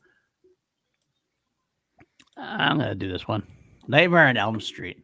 Do you guys do horror at all? I don't know, Kelsey, if you do horror. I'm newly getting into horror. I've only seen the first Nightmare. And it's actually been a while since I've seen it. I did really enjoy it. I'm kind of a wuss, so I have to be with people when I watch horror movies, and I'm not around people right now. If I had to rate it, I would put it on the C tier after Twilight, probably. There's no way that's happening, just so you know. There's no way that's happening. D tier before Despicable Me, but that's because I've only seen one. So if you do feel like it needs to be higher, I won't argue. Buck, you are insane. Yeah. Okay, go ahead, Danny. So I've seen most of them. I know that I haven't seen all of them, but I'm not the biggest horror fan because I get easily scared. And fun fact, I think I've said this once online. I used to have a reoccurring dream. It was a dream because it didn't feel like a nightmare, but it was always. I could always see the scene, and it wasn't until I was much older that I rewatched the first Nightmare on Elm Street, and it was an exact scene from that movie that I actually dreamed of. But I think it's the first memory that I ever blocked out of my brain, like watching that movie for the first time. So I enjoy this franchise. With all of that being said, I enjoy this franchise, and I would actually put it. I would be fine if Paul wants to put it somewhere in the B tier, really. But if I'm going to put it in the C tier, I'm going to put it at the high end of the C tier. Oh, you're okay, because I'm definitely putting it in the B tier as far as I'm concerned. I'm fine with it being in the B tier. Nightmare on Elm Street. These are great because I also think that it does have this cultural impact inside of the horror genre that is understandable. And I mean, that's a fucking pretty good. I'd like to say with my arguments, though, is that I would put it above The Mummy, The Hangover, well, maybe not The Mummy, but Hangover, Nightmare, like those ones. So I would not put it, I would be fine there, but I wouldn't put it in front of Twilight because I would have all those movies 2 or 3 tiers down. Mm-hmm. So therefore, that's why it's feels weird at being You watch yourself. That's what's going to happen. You watch yourself. Put it back, Paul. You guys have been winning this entire thing. Yeah, I'm even fine with Twilight moving up at some point because that ain't gonna happen. There's no way it's moving up. It's only gonna move down at this point. That's all I can say about that. Nightmare on Elm Street. Let me just. So we're talking about Nightmare on Elm Street, not not Twilight. Nightmare on Elm Street. I don't know. I'm leaving here because I love the Nightmare on Elm Street franchise. The first Nightmare on Elm Street is one of my favorite horror movies of all time. And Nightmare on Elm Street Part 3 is one of my second. They go to my other top tier horror films of all time. The remake does hurt it. I almost forget it even exists because even though as much as I love Jackie Earle Haley, there's only one Freddy Krueger, and that's Robert Englund. Mm-hmm. Now I agree 4 and 5. Well, Star Drew says 4, 5, and 6 are forgettable. I don't think that's exactly true. 6 is weird and out there. 4 and 5 are definitely a step down. 2 is the most ironic film of all. Ironic's not even the right word. It's the most weirdly divisive film of all time because it's just I don't know if you know the mythology about it, but it basically meant to be a homoerotic movie, and the guy cast was he did these girlish screams and feminine, and it's a big in the gay culture. A lot of people just love that movie for that reason. I never even saw that growing up. I didn't get it until much later on, until I saw it as an adult again. Because I saw these actually, funny enough, as a kid. I actually saw a lot of these horror movies as a kid. But again, yeah, William Harrell's is about too. One of my favorite movies. As a third really strong a horror movie for me. When Wes Craven came back and did A New Nightmare, it was very much against the typical horror movies at the time. He made it very meta. It's really actually the precursor. I think without New Nightmare, I don't think you get Scream. Let's put it that way. That's how much of an influence is. I gotta put it at least in the B tier range. I would put it above Kung Fu Panda. I'm fine with that. Well, I'm okay with that, but like I said, that's not saying much for me. I want to put it above Bond. I think that Nightmare almost has a not quite as high a cultural impact, but it has a high enough cultural impact where everybody knows who Freddy Krueger is. Right? You put the knives in the hands and everything else, you think it's either Wolverine or Freddy Krueger. I like it better than Harry Potter. I'm fine with that also. I like it better than Spider-Man. I will fight you there. Yeah, I think it's fine right there. You're already pushing it with the Harry Potter with me, but not Spider-Man. Because what you're also putting it above, and that is into the Spider-Verse, and I can't do that. Yeah, I agree. Can't do that. It's not better than Into the Spider-Verse. It's not. Mm-mm. It's not. It's not, Paul. I'm sorry. That's just not where it's it is. just not. So. See, we're seeing who's really in charge here. Paul's list. It's not our list. It's not our list. You're outnumbered 2-1, and you're ignoring us. So this isn't our list. I can't hear you. You guys are having technical difficulties. I can't hear you. Let's get to some softballs. Fine. I'll put it between garbage Spider-Man and movies Harry that you Potter guys probably. But I'm gonna say they're garbage. All right. Here's an interesting one. Jason Bourne. Jason Bourne. I've only seen the first one. That'd be kind of cool. The first one, and I cannot remember it very well, so I have no opinion on Jason Bourne. So I've seen, I believe, the first 3.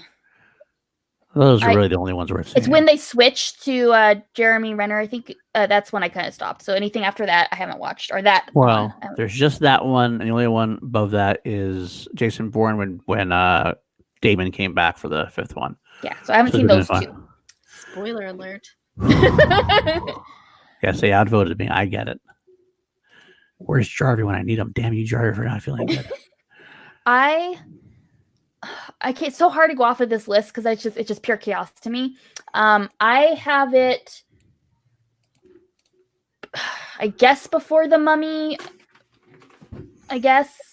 Okay. I mean, I have it before The Mummy, but I don't. I also have it behind Harry Potter and Spider-Man, but I have it before. Yeah, so I guess that's where. I have no opinion on this, and I'm gonna y'all put it wherever you want to put it. I have absolutely no opinion on this, and I will be fine with wherever it goes because I trust your opinion on it. Okay, I'm gonna talk this out. If it was just the original trilogy, the first 3 films in the franchise, it would be A tier. That's how good these 3 films are. Again, it's probably one of the best action trilogies of all time. The first one is one of my favorite action movies of all time, and the second 2 are up there. The Renner movie is underrated, but it doesn't do much culturally. I know a lot of people didn't like it. I actually thought it was pretty decent, and surprisingly enough, Colin agrees with me with that. He likes Renners. I get that. That's right where I put it. High C. The 5th one is very forgettable. Actually, there's one time I agree with Ben and Drew about that. There's this one sequence where Damon comes in the trailer. Damon comes in and just knock cold cocks guy out. And it's awesome. But with those second 2, I got to say it's above C tier. I gotta say it's above C tier. I gotta say it's at least. I think it's better than Kung Fu Panda overall. Well, I do too, but I know, but I think it's better than. I actually like it better than Bond. I think it has a better ratio. I think because of my argument with Kung Fu Panda, I think we can move it down to the C tier. Kung Fu Panda. Yeah. I'm okay with that, actually. I was the one who argued for it to be up Okay. that high. I'm fine with it lowering down to a C tier. Yeah, I could do that. I'm okay with it there.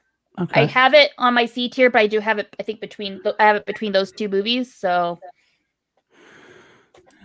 I get that, and I get that, Liam. I get that. I want to almost put it as just if it wasn't for the last two films, I don't know if I could. That Godzilla one's really throwing me off. I gotta tell you, the Godzilla one is really throwing me off comparatively. how I feel. This whole list is chaos to me. I don't know where to put things. Here's the thing about what this list is going on so far. Like this list, a lot of where it is a lot of me. So there's gonna be more movies in here that are gonna go into it that y'all are gonna put that I'm not gonna be happy with. So if I can have my audible for anything, then I would like what's the word?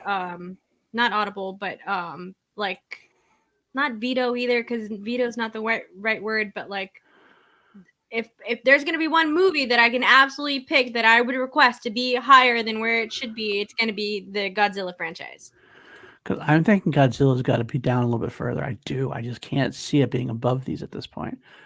I really can't. I can't do it. Kelsey, I think you're with me on that too, more, aren't you? Yeah, I've only seen the '98 Godzilla, so my opinion's really not very good here. I'm sorry, I did not like it either. So so that's the thing against that argument, Paul. No, I get it. There's not really a basis onto it, and I get that. I do have sentimental feelings towards it, but you can't deny the cultural impact of what Godzilla is. Like Godzilla absolutely has at least a high, like what you're saying, how A Nightmare on Elm Street impacted everything. That's at least where Godzilla is. I think Godzilla has more of a cultural impact than Spider-Man does. I think it has more of a cultural impact than Harry Potter does. I get it, but Godzilla is a staple in monster movies. I get it. I get it. I do. That's why I put it up there in the first place. Franchise. Spider-Man is an important character inside of comic book world, so that's the only one that I can definitely argue with behind it. But I think Godzilla does have more of a cultural impact, and those movies are good. They're not bad. They're good movies. The newer ones are bad, but the older movies that are more important to that franchise are better. But they're not. But you have to include the newer movies as well. And the older movies are good culturally. Are they great movies? It's just cultural, or is it? I think I got to slide Godzilla down. I think Spider-Man has Into the Spider-Verse and has Spider-Man 2, both considered some of the best comic movies of all time. Okay. Nightmare on Elm Street is considered one of the greatest horror icons in horror movies of all time. Okay. I can understand the argument against Nightmare. I do. Harry Potter, though, had movies that But you're also adding Fantastic Beasts inside of that. I would much rather watch old Godzilla movies than the Fantastic Beast movies. I would too, but the other 7 Harry Potter movies, or 8 Harry Potter movies, I'd rather. Yeah, there's 8. Yeah. I think 7 books, but then the last one was 2 parts. Mm-hmm. I think for now I'm gonna have to slide it down, Danny. I think I have to slide it down. Just for now. I could be convinced later on. This is a living, breathing list. I'm gonna keep it over Bourne for now. I keep it over Bourne, keep it over 007 for now. But that's where I'm gonna go with for right now. I think that's what I gotta do. All right, let's rip the Band-Aid off and move on, and then we'll I'm sure we're going to rediscuss this later because I know Danny's saving her energy for a fight at the end. Let's go with Shrek. I know it's not Kelsey's favorite. It's one of the better animated, but it's still C tier at best. Okay. Danny, what do you think about Shrek? In my personal ranking, I'd put it in a C tier. Okay, so we're in the C tier then. 1, 2, 3, 4, 5, 6, 7, 8. This will be our 8th film in the C tier at this point. Myself, if you're going to start talking, I think Shrek had a great cultural impact. I do love the first film, and I think they didn't get too terrible, even at the end, even though they weren't quite as good. I think I'd put it there. I could be convinced to go up above The Mummy. I could be convinced. I'm fine with that. I like it better than Kung Fu Panda by a lot, but I also like it less than The Mummy. So Yeah, I kind of want to move. I feel like we should move something from the C tier to the D tier, and the movie that I want to do that with is Night at the Museum, because I can't judge those because I've only seen the first one, so I can't really judge those. And I don't like them. Yeah.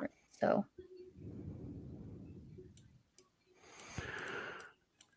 I'd watch Night at the Museum 10 times out of 10 over Twilight, any Twilight movie. yeah, and I would watch any Twilight movie over 15 minutes a Night at the Museum.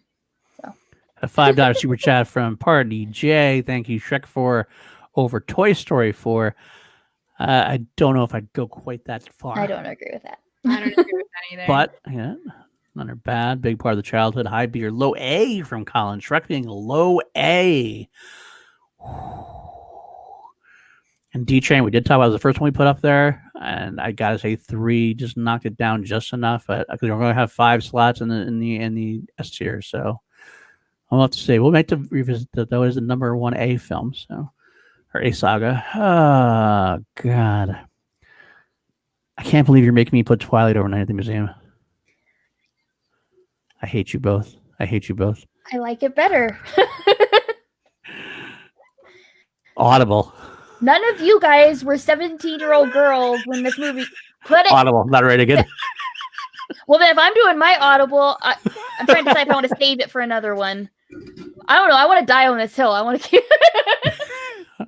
Maybe at the end we'll have a last minute like Audible where y'all can like veto something or something. I don't know. Yeah. Maybe we'll do that. Each have one card where we could just put it wherever we want, except for not the S tier, but like there's We'll consider it. All right, I'll let it go for now. Again, I'll let it go for now. That's 2 points above now. It's gone up. Now it's gone 2 points up. I've been trying to push it down, and they're pushing it up on me. Nice. They are seriously fucking with me, people. All right, fine. But Shrek, I'm gonna keep Shrek at the C tier. I think. I think that's fair. I actually would maybe put it over Kung Fu Panda, maybe. Though I really might. I do Mummy, like it more like than Kung Fu Mummy Panda, but I like the Mummy more. What do you think, Danny? I'd put it in between Kung Fu Panda and the Mummy. Yeah.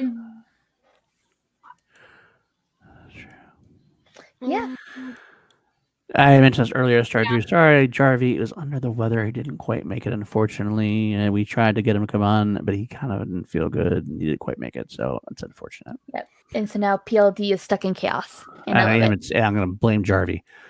No, definitely. Yes! Fuck no. Fuck no. I am trying so hard not to use my authority here, but I'm going to. But I feel like high C tier is where it belongs. But oh, I disagree with that, by the way, SG. I actually think Hulk is an underrated film. It's not that bad. Yeah, I like Hulk. All right, and then we're going to leave it. There it is for now. I'll leave it there. I would put a Kung Fu Panda, but I'm going to leave it there. We have so many more to do. All right, how about Underworld? This is an interesting one for me. I haven't really watched that franchise. Is it 3 or 4? I don't even know how many movies there are in the franchise. I think it's 3. I think it might be It's been 3. I know I've seen 3. If there's more than that, I didn't see those. Yeah. Let me say. I'm pretty sure it's 3. I thought Underworld was kind of forgettable. I like Kate Beckinsale. I mean, she's very attractive and she looks great in leather and she's fun, but like I don't really remember a whole lot of the franchise, to be honest with you. Well, there's 5 movies in the franchise. Okay, I only saw 3. It was more than 3. Underworld Evolution, Rise of the Lycans, Underworld Awakening, and Blood Wars. I don't think I saw Awakening or Blood Wars, so I wouldn't be able to know.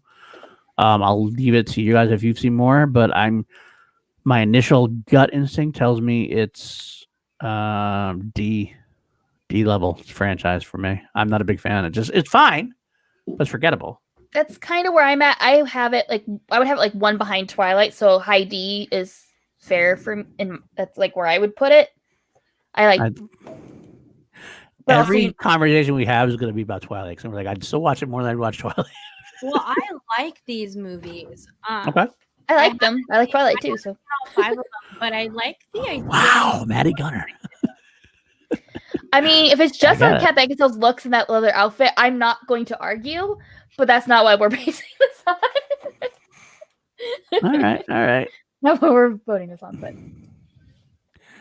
Colin's obviously not a fan. Okay. I can go with D right where it is, and I guess.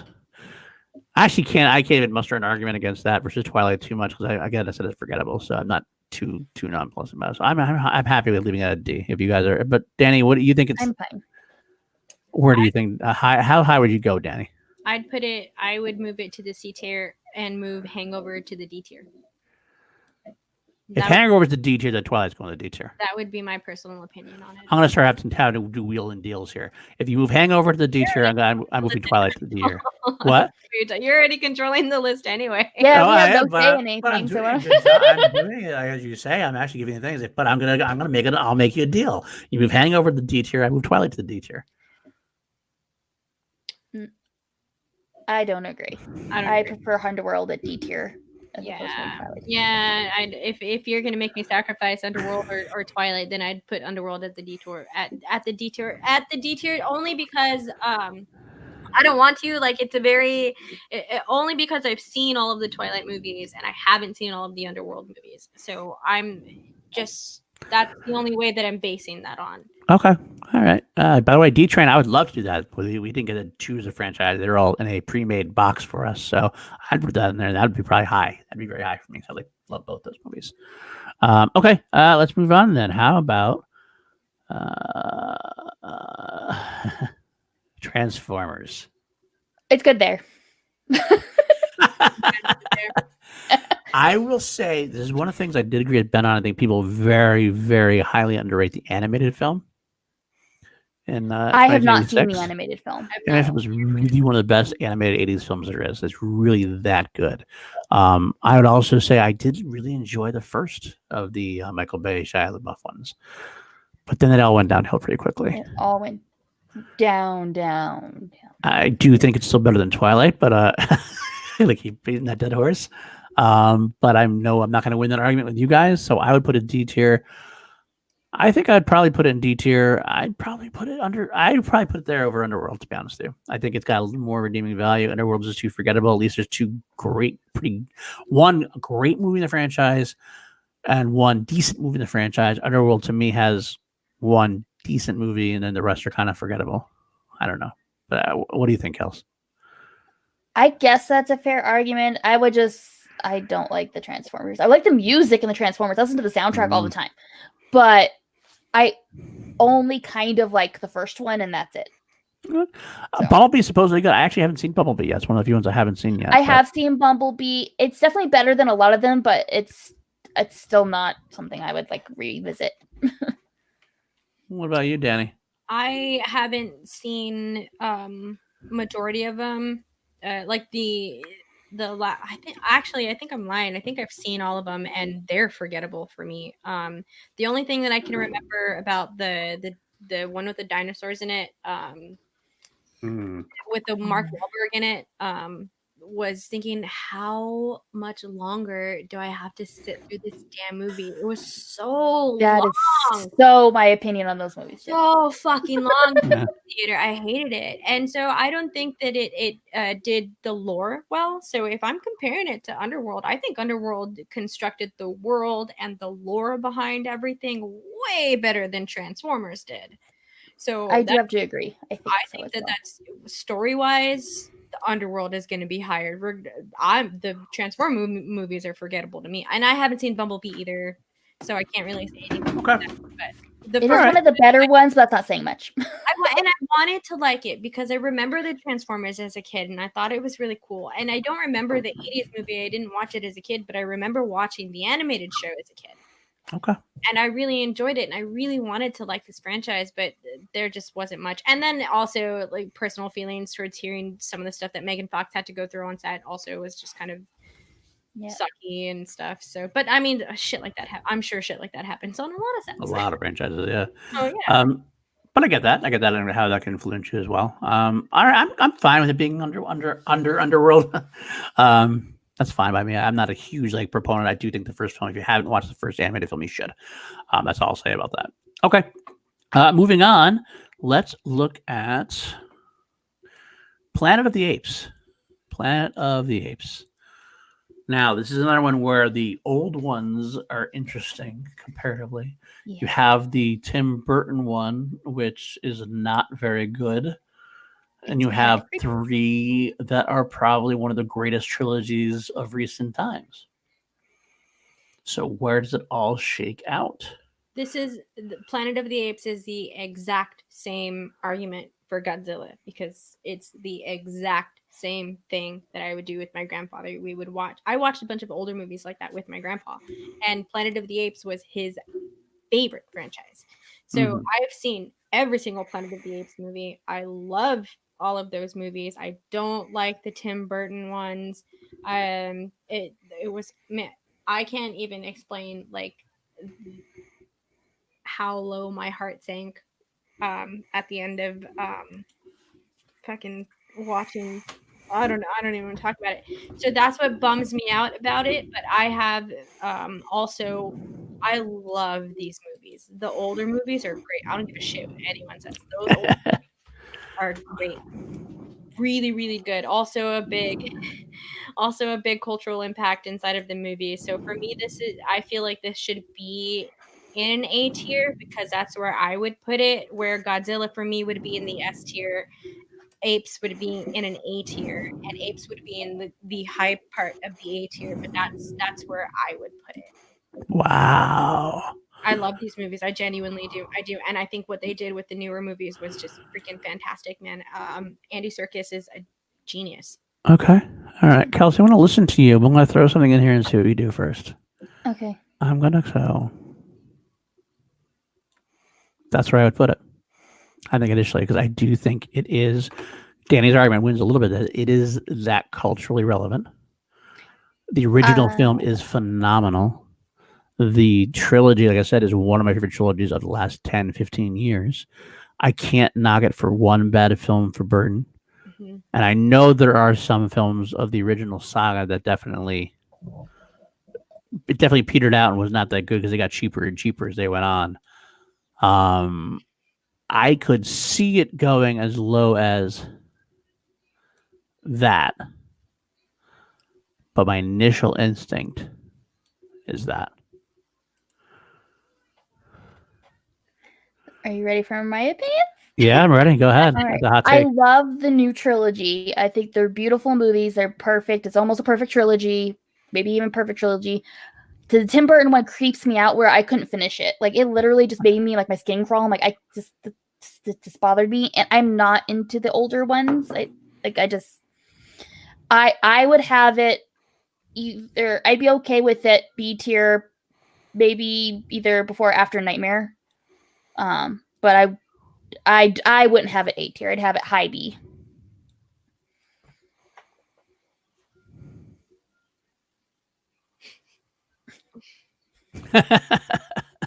I do. I mean, I can agree with the point that the older movies are very. I do think that you have to have a certain taste for them because you can't just dive into randomly into the older movies. Those I feel, especially with the Ape franchise, you have to watch those movies in succession because it just helps you understand the stories and the characters. And there's not really a movie that you can just kind of place yourself into. Where I feel like with other things like the Nightmare franchise, you can just pick a movie in there and watch it, and still there's a little bit of a lore there that you'll have to follow, which is why I think that it'd be okay for Apes to be a little bit lower than something like that because it's more accessible.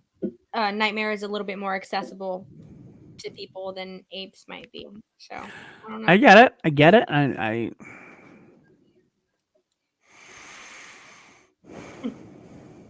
I thought Burton's version was fine. I really did. I didn't like it. I didn't like the ending of it. The ending was terrible. It's not a good movie. Mark Wahlberg. I hated Mark Wahlberg in that movie. Absolutely. But I think that there are some good things from the movies, and I didn't mind the costumes. I thought the makeup was fine. It really didn't off put me too much. But I can understand where it does come off as creepy. Absolutely. I'm gonna put it there for now as a low A. I'll put it there for now. And maybe we'll discuss it later on. For right now, I think that's a decent place enough for it. As much as Kelsey doesn't go there, but I guess I gotta go. Danny with Danny's higher ranking, and I gotta agree with that a little bit too. So I think we're gonna have to do that. Okay. Let's move on. Resident Evil. Being higher than Godzilla. Of course it does. Resident Evil. I've not seen any of them. I've seen clips of the movies, but I haven't watched them. I played the video games.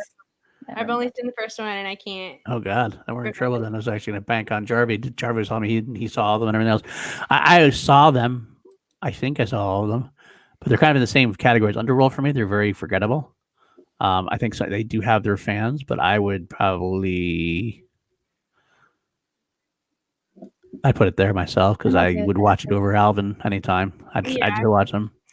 They're movies that I'm interested in. Like I would like to go and watch those movies. I just to see what they're about. But all right, they're all saying E, by the way, which is fine. But we don't have an E yet, but we'll get there as you push things down. So that's why I'm comfortable putting it in D for now. I don't like Alvin, so I don't like Alvin at all. So I'm going to go with D for that, right where it is for now. I think it's a good place for it. All right, let's move on. There's a lot of people in the chat. Oh, first two good. All right. How about, I think this will be an interesting one. Pirates of the Caribbean. I thought it was interesting listening to the guys talk about this because I feel like they put it higher than where I would put it. I think the franchise is great. I do love it. Also, this has a weird sentimental value to me. My very first high school sweetheart. This was the first movie that we went on our first date on, and every year that a new Pirates would come out, we would go and watch it. So that's that. I think that they're fine movies. But I don't think that they're like great movies. I would still put it in C tier. C tier. Okay. Kelsey, what are your thoughts? I would put it before Underworld, after Twilight, or maybe before Twilight, but no higher than that. I only like the first one, and they just go down here from here, and the jokes that I liked in the first one get really old by the second and third one.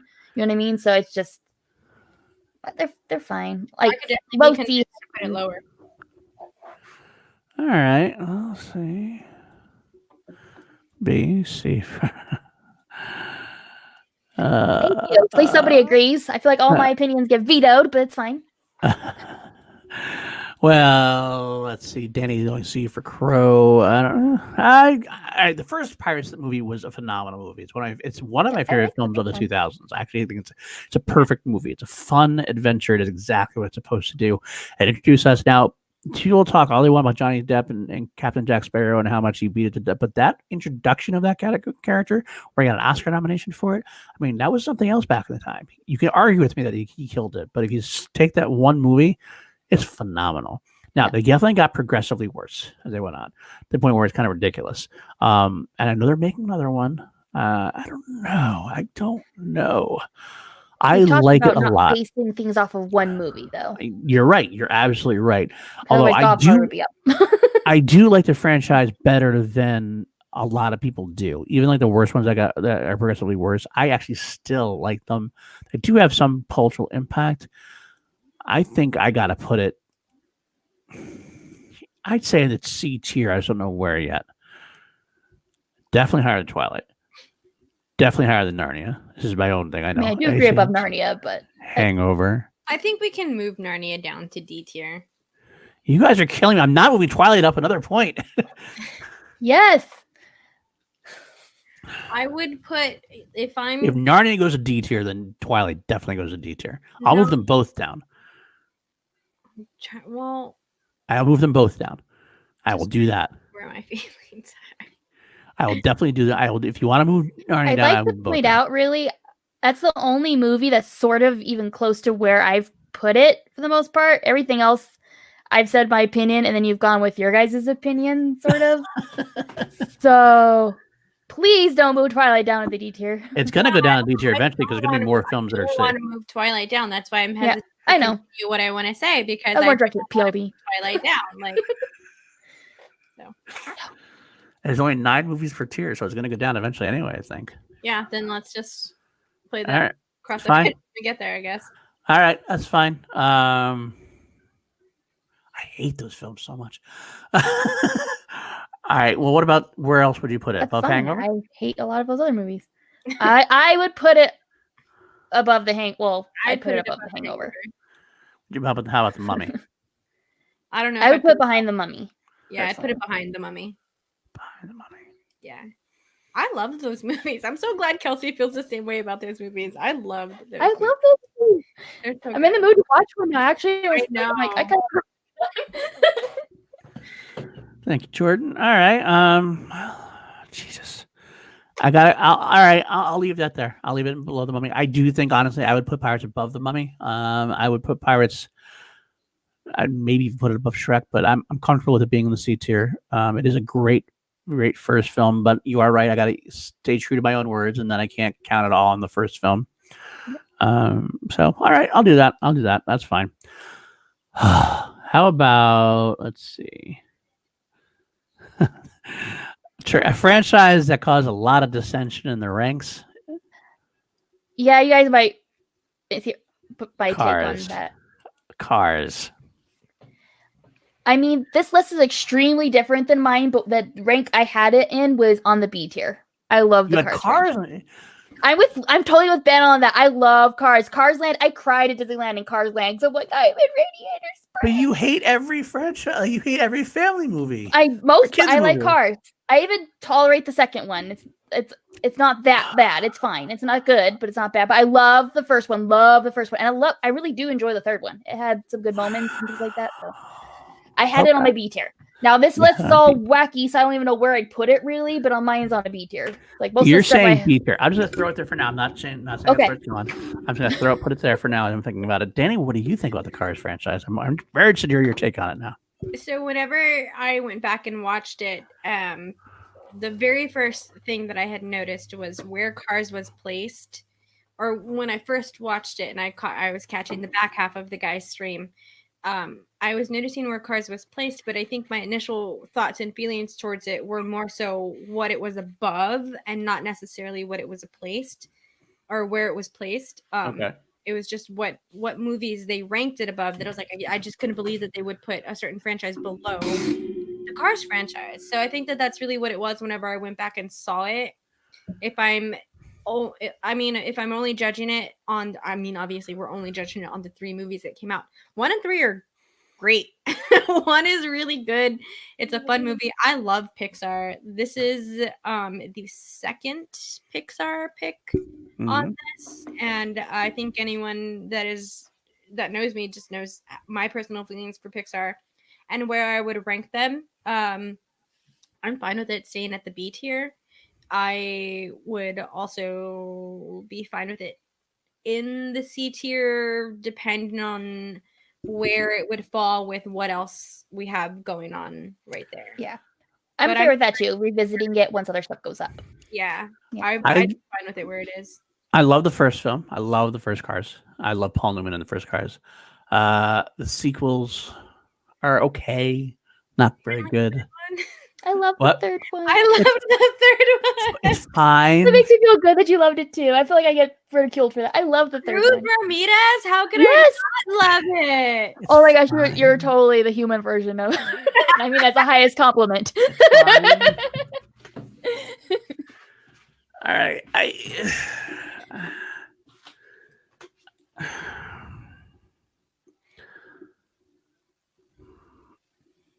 All right, I'll leave it there for now.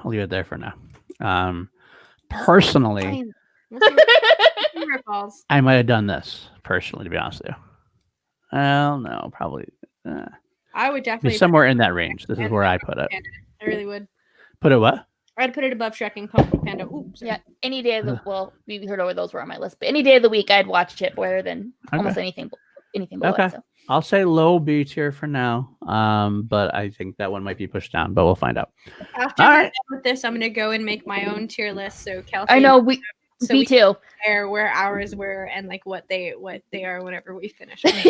Right, you guys are going to be like, Kelsey's is very different.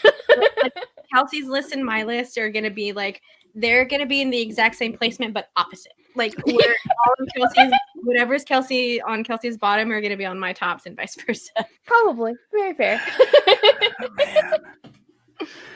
All right. I'm just taking this into account. All right. How about is Ferris in the chat? I want to see Ferris if you're in the chat. So, okay, let's do it now. Let's just do this now. Okay, I'm ready. Fast and the Furious. I'm going to let everybody else go first. I'll go first really quickly Okay. because I have only seen the first Fast and Furious movie. Maybe the second one. I don't know 100%. I have not seen anything else from it, but I know how much people love these movies, and I know that they've been successful. I mean, for them to have that many movies in a franchise, it's got to say something for the franchise. And plus, keeping the same talent throughout the franchise, I think that's important to kind of. And then they added really good talent to the franchise, so that I'm taking into consideration. So I'm gonna let wherever you all rank it, put it, and trust that decision because I have no opinion on this. Go ahead, Kels. I've seen 3 of these movies. I saw the first one, the 8th one, and then Hobbs and Shaw. Hard E. I cannot stand these movies. These movies are not made for me. I would rather watch paint dry than watch the Fast and the Furious movies. Okay, I did have it. I did have Ice Age and Narnia Below, but those 3 are kind of all like sort of the same to me in the same like. I hate the Fast and the Furious. Sorry, Ferris. I hate the Fast and the Furious movies. If I want to watch like stunts and action and things happening, there's another franchise in this that fulfills that for me, and I just don't like Fast and Furious. All right, this is very, very, very, very, very, very, very, very, very difficult for me to do. I actually have to argue for Fast and the Furious. This is not something I'm used to because I used to have to I'm used to kicking Ferris when he's down and John Lashini when he's down. I said I'm sorry, Ferris. Sorry, chat. I said sorry. Paul, you've seen all of them? I have seen every single one. Okay. I do shit on them a lot, although I will admit in here now, and they're going to clip it out later, and I'm sure that I shit on it more than they need to be shit on just because I want to bust on Ferris. I do think that Point Break is a superior. That's not a joke when I say that. I think Point Break is far superior than Fast and Furious. I agree by a lot. But Fast and Furious 1 is a decent movie. 2 and 3 are pieces of shite. 4, 5, and 6. 4 is good. 5 through 7 are pretty damn good. 5 through 7 are fun. 8 I didn't love. Hobbs and Shaw I actually had a soft spot for. I really think they are, to a degree, somewhat getting better as they go along, but they're definitely, in terms of their superhero films, more than they are. They've changed so much what the films started out as.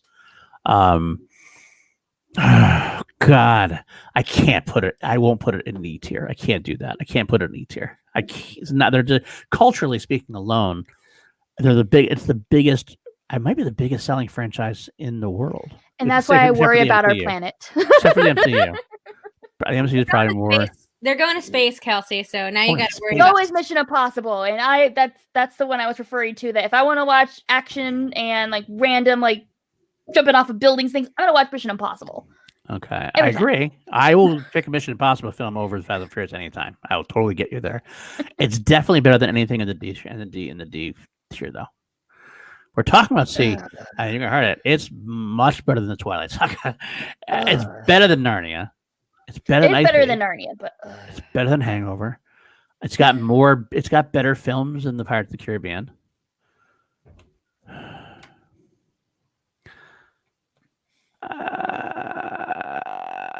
It's got better films than The Mummy. It's got a lot. I mean, The Mummy has the one great film. There two are fine, but I think the Fast and Furious has a couple of really good fun ones. I think I place it there. I think I place it that high. It is disgustingly high, and Ferris is probably really. I mean, he's still probably mad because he thinks it's an S tier. But I can't believe I'm putting it that high. I'm disgusted. See, the thing is, this is why I had to pick against you a little bit, Kelsey, because I can't say it's E. I can't say it's anywhere near E tier.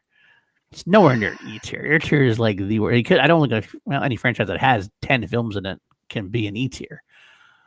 But I feel like Fast and Furious can. Pirates. I'd rather watch Paint Dry. Wrong. It's not wrong. Pirates 1 is better than anything in the Fast and Furious franchise. That's actually very true.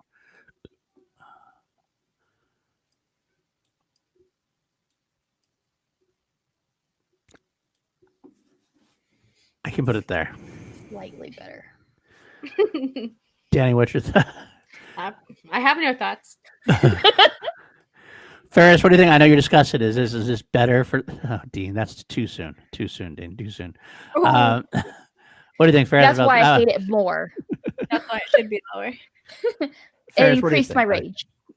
rage. I'm really curious to see what Ferris will say about me putting it there. I know you're not happy. That's not saying much. They may be better, but like I said, I'd rather watch paint drying than the ones I watched. So I would rather watch them than like the fuzzy thing on a screen, like the old tube TVs when the TV used to go out, like you just see snow. Okay, maybe I'd like to watch that more. I don't know. I think I gotta slide it back up there. I think honestly I gotta slide up here. I do. Pirates of the Caribbean only has the one Really good don't. film. Yeah, really don't. I think that you should leave it there and then move on with the list, and we will see what happens with it. Kelsey's not happy. That's funny because Kelsey's not happy because it's too high. I'm not happy with Ferris this is not whole happy list. 'cause it's too This low. whole list is just I've like lost control, and I just don't even know. That's We'll true be too. able to move stuff around once we get all Okay. the good stuff on the list. All right. We are 2 hours in. We still gotta go. All right, let's keep going. Another interesting one for me: Jurassic Park. And I will have weird takes on this one, so I want to hear your guys' first because I come from a weird place with this. Okay, I think I might have a hot take on this one as well. I think I might have a hot take on this, but We all have hot takes. I think I'm going to have the opposite of the take that you're going to have, Paul. This is A tier for me, including Jurassic World. I enjoyed the Jurassic World movies. I'm interested in hearing Kelsey's opinion on it because she has like an actual real like tie to a lot of like real stuff for this movie. But Jurassic Park, the first movie was so important to me as a kid. Like I wanted to be a paleontologist when I was a kid before I watched this movie. Like I think we all went through it as kids where we were all into dinosaurs and stuff like that. I was also rebellious. I want to be an archaeologist. That was my way of rebelling. You would be like, I get it. I can understand that. But for like me, who has no tie to it, lives in South Texas, nowhere near a desert or anything like that, that I wanted to be a paleontologist when I was a kid. And dinosaurs were so important to me. And that's why this franchise was really good.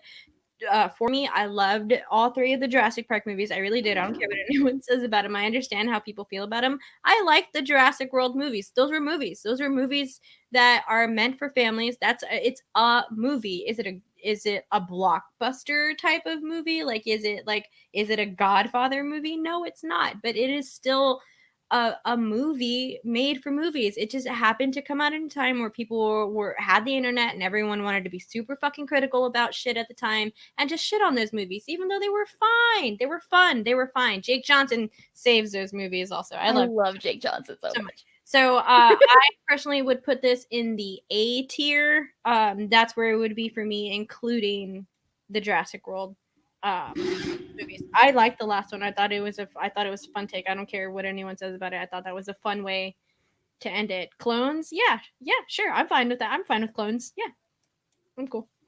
I liked it. Sorry. Fair. I didn't mean to upset you, Ferris. That's just my opinion on those movies. All right. It's a very divisive we have here. I will say that the first Jurassic Park is one of the greatest movies of all time. As far as it definitely did a lot to bring special effects to the forefront. It's a great story. It's a great family film. It's a great everything. I really didn't like Lost World. It's probably my least favorite Steven Spielberg film. And that's saying a lot. I did think 3 was good. I think I didn't expect as much from it and why I might have liked it better. Jurassic World franchise. Yeah, I'm not such a big a fan of that. So really quickly, what I liked about 3. So if anyone has read the books, Jurassic Park and the Lost World books, there's a lot of stuff that they omitted from Jurassic Park for the movie that they actually kind of put back into 3, and that's what made me love the stuff about 3, like the pterodactyl dome. Yep. that shit, like as soon as I saw it, like I flipped my shit in the movie theater. Like you wouldn't even believe it. I actually did. Like I was the Leonardo DiCaprio meme for that. So that's kind of why I enjoyed 3, because they brought some book stuff to it in the movies, even though it wasn't really. It's not like real Easter eggs, I guess you could say. I think it's just cute little winks for anyone that read the book. So. Right. Okay. Here's my initial thoughts. But I really want to hear Kelsey's thoughts on it too. I mean, I have a Kelsey rant, sort of, but it Okay. justifies how I feel about it. Go ahead. Okay. So if you may or not know in the chat, my dad is a paleontologist. He digs dinosaurs for a living. I've dug dinosaurs. I've been on the actual dig sites. I have fossils named after me and things. So I'm very tightly attached to these movies. Jurassic Park shows very bad science and portrays it as real science. Now, the Jurassic World movies say, oh, we're just genetically engineering things to make them look how we want. They own it, if that makes sense. They're like, we're not doing real science here. We're just playing them up to make them look prettier for the like. So I actually prefer those movies for that reason, because it's at least owning that it's not real. Dinosaurs do not have amphibian DNA at all. So the whole thing about taking DNA from frogs is really dumb. That's my favorite scene. I mean, birds are where they should have taken the DNA from. Dinosaurs are birds. They're in the same tree. Reptiles and birds are in the same tree scientifically. Anyways, I'm getting really scientific with this. But there's so many things wrong with that movie that then, therefore, I don't know. It just made me have a hard time liking certain things about it. And then also, as a childhood kid, I spent a lot of time arguing with kids on the playground. They're like, those are velociraptors. I'm like, actually, no, those are Utahraptors that my dad had a part in discovering. Anyways, as a franchise, I would put them high B, but I just have a hard time with that franchise. But it's very personal. It's very personal. Like how you were with Godzilla and things like that. Like you have very close personal ties. Like that's how I'm a Jurassic Park. Like I have very personal opinions that scar my opinion on them. All right. So what your placing was what? I didn't quite hear the high B. I'd probably put it right before Harry Potter. So, right. And Danny, where do you say? I put it in an A tier, and that's just my opinion on it.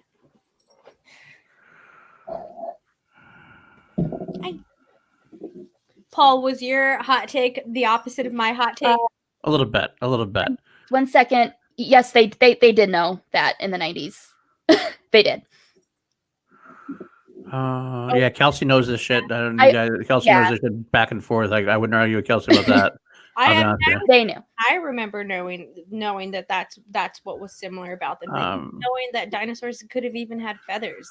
Yep. They were starting to realize that back then. Now it's confirmed, and they find fossils all the time, but it was suspected back then and things like that. They even kind of touch on that in Jurassic Park whenever they talk about velociraptors with the bird wings and stuff like that. Or just they kind of touch on that. Anyways, yeah. My initial thought is here. I'm fine with that. I think it's better than Bond. I do think there's 3 great Bourne films, so that beats the 1 great Jurassic Park film. The other ones are fun, but I don't think they're great films. If I try to put it any higher, they'd be basing it on I would think the Jurassic Park 1 is better than any of the Bourne films, but it's just the 1 film to me. And Godzilla, I feel about Godzilla. It's hard for me to rank. This is basically Danny's slot right here because I might put it lower than some, but I get why she puts it there, and I get the cultural aspect of it. I think I have to go here. So you're okay with that, Kelsey said? I'm fine with that. Okay. I'm good with that. Okay. All right. That's fine. That's what we'll do then. That's what we'll do. Okay. Whew, this is getting tough. This is getting really tough. All right. How about? I feel like it's all gonna get easier from here. I don't know. I have some hot takes probably coming. I don't know. Finding Nemo. It's hard to take out the franchise. There's only 2 films. I don't know why they actually put that in there. I almost don't want to rank it because it's just 2 films. But okay, I would rather watch both of those films than watch the Cars franchise. Wow, that's just where I'm the other way around. But yeah. And I love Nemo. Nemo means a lot to me. I liked Dory. I really did think I really thought it was fine. So I guess if I'm just looking at it like percentage wise, I would watch 100% of the Nemo franchise, and I would watch just 2 out of 3 of the Cars movies. So, but again, I don't see why this is being ranked, because there's only 2 movies. I agree. If we are ranking it, if it was just Finding Nemo, I would have it probably right before Jurassic Park, maybe before Born. It's up there. I didn't like Finding Dory much at all, really. So to me, but I still like it better than some of the C ones we'd have. So I'd probably put right behind Cars, like right behind it. That would be where I'd put it on this list. But are you okay with not ranking it because there's 2 films? I'm fine with not I'm ranking fine with it. that. All right, you know what? I'm going to audible. We're going to throw it in there because I just Okay. can't. I have a hard time ranking. It's only 2 films. Yeah. Okay, we're putting it there. All right, good enough. Moving on. It may seem like a cheap cop out for some, but I just have a hard time with it. So, I agree. all right, So. Die Hard. I'll let Kelsey go. All right. I will. Yeah, go ahead, Kelsey. Let's see what you have to say first. I love Die Hard. I'm very recent into Die Hard. I think I saw the movies for the first time a couple months ago, but I fell in love. I honestly would probably put the first Die Hard in my top 5 favorite movies of all time. I'm thinking, really. I have it A tier. On this list, I'd have it probably before The Godfather, but because I haven't seen The Godfather and only parts are big, I'm okay with it being even at the end of A tier, but it's A tier for me. A tier for Die Hard. Okay. I love Die Hard. All right. Love Die Hard. Go ahead, Danny. I agree with Kelsey. Yes! I liked the newer Die Hards. I did. I obviously didn't watch the older ones in a movie theater. But I did find those later on in life, and I really enjoyed them. I am on the side that Die Hard is a Christmas movie. Yes, it is my favorite Christmas movie. It's a Christmas movie, so I totally agree with that, and I think that just that argument alone helps kind of push it because if we're going to talk about cultural impact, then I think that's something to add to the conversation for it. And I got to see the newer one. Was it just one or was it 2 Die Hards that came out when Bruce Willis was older? That came out in movie theaters more recently. There was 2. It was one that was more recent. There was the Live Free or Die Hard was like much longer after Die Hard 3. Okay. I don't know which one you're counting on. I got to whatever the last one that came out. I definitely remember seeing that one in the movie theater, and I enjoyed it. I thought it was fine. You take on it. The only thing that I didn't like about it was that it was PG-13. So. Yeah, I think you're thinking more of Live Free or Die. Was the other one PG-13 as well? The 5th one? I don't remember the 5th one or not being PG-13 or not. I could be wrong on that. I could be wrong. Maybe I'm getting them confused, but I enjoy the franchise too. I could be swayed with wherever it would fall, but I do feel like it's a very fun franchise, and the movie Party Day Goodnight. So I would agree with Kelsey and putting it in an 8. I'd be fine with it in an 8 tier. I really would. Colin, I don't know if I can. I don't have to can. I got it. We'll talk about Star Wars later. Yeah, but anyway, I will say the interesting thing about good night, guys. I just want to say good night to you guys. We are going a lot later than I thought we were going to go, but we got to finish up. We can't just stop. So I will say Die Hard 1 is one of the best films, especially action films of all time. Culturally speaking, Danny is exactly right because it actually invented the phrase Die Hard in a to describe a movie. It was Die Hard in a plane, Die Hard in a snake, or whatever it was. Die Hard in a plane. Yippee-ki-yay, Mr. Falcon. That's right. That's it. I mean, everyone knows that line. The censored version. I love that one. I will say the 5th Die Hard is, to me, such a piece of crap. I hated the 5th one, The Good Day Die Hard. I think you might be thinking of the PG-13 Die Hard 4, Live Free Die Hard, which I did like a lot. I did think so. I liked it. Yeah. The one with Justin Long and Kevin Smith? Yes. Okay, that's the 4th one then. Okay. 5th one, you don't need to say. The 5th one actually is Bruce Willis cashing a paycheck, and that's all it is. And it's so horrible. It's like this, like he becomes like a superhero type character. Like Die Hard's always about the Which one is the one where he shoots himself in the shoulder? That's 4, right? Yeah, I think so. I think that's 4. That blends together for me a little bit, but yeah. Ultimately, the last 2 kind of blend to me together. The first 3 is my main opinion. I love the first 3, but I do enjoy the 4 and 5. Yeah, it is 4. I think it's 4. 3 was great. 3 is actually legitimately almost good as 4. And actually, in a way, even though 1 is a better movie, I actually like 3. Although 3 is actually basically a Lethal Weapon movie. It's basically was written as a Lethal Weapon movie, and really they changed it later. It actually literally was written to be that, and then they changed their mind. They went somewhere different direction with it. Die Hard 2 is unliked by some, but I had no problem with it. I liked 2. I had a lot of fun with 2. I liked it. So I will say it's definitely high. You're saying A tier. I think I could put it in the A tier as well for that because the fifth one knocked it down a lot, but the first four are so good that I think I can almost excuse it and forget that the fifth one doesn't exist. But I think if we're putting The Godfather, including The Godfather 3 in the A tier, then I think that that's fine to put Die Hard in the A tier as well. If we're giving Godfather 3 that pass. I'd put it higher than Planet of the Apes. I'm okay with that. That's fine. John Wick? That's fine. I haven't seen enough of John Wick to say, so sure. Then he comes The Godfather. That's what, yeah, I haven't seen any of The Godfather, so I can't have an opinion on that. I do too. I think I would put it right there. I think that's where I'd have to put it. I think that's fine. Sorry, Maddie. I know you're in the chat still. Probably, Maddie. I love you, Maddie Gunner. And I'm sorry. I know. I get it. I gotta actually watch those films again because I didn't watch them in a long time. So I'll give it another shot, new guy. I feel like those are also political moves in this tier ranking for us right now because Kelsey and I are trying to make sure that Twilight doesn't go further down. Just because I can't believe we're this far in Twilight still in a fucking C tier. I really think that that's the whole thing with where Underworld specifically for me is because I think I would put Underworld higher, but that's the sacrifice that I'm making. Okay. How about Mad Max? Kelsey, I'll let you say it. All right. I love the Mad Max franchise. I think Danielle's with me on this. We'd like to say something. There was a comment made on the Action Guys about it not being a girl movie. Fury Road is the girl movie. Yeah. Fury Road specifically is what we're talking about. Fury Road is the girl movie. Now, I do enjoy the other movies as well. I do like the whole franchise. Fury Road by far is my favorite, though. But I have it high B. I would probably have it. I don't even know because, like I said, it's hard to put. I'd be okay with it almost anywhere on the high B end, really. Yeah, I would too. Same thing. Fury Road is absolutely a chick flick. I don't care what anyone says. But I love the first three, like the Mel Gibson ones. Tina Turner, fuck, that's that outfit. And, oh my god, iconic. So I very much enjoy this franchise.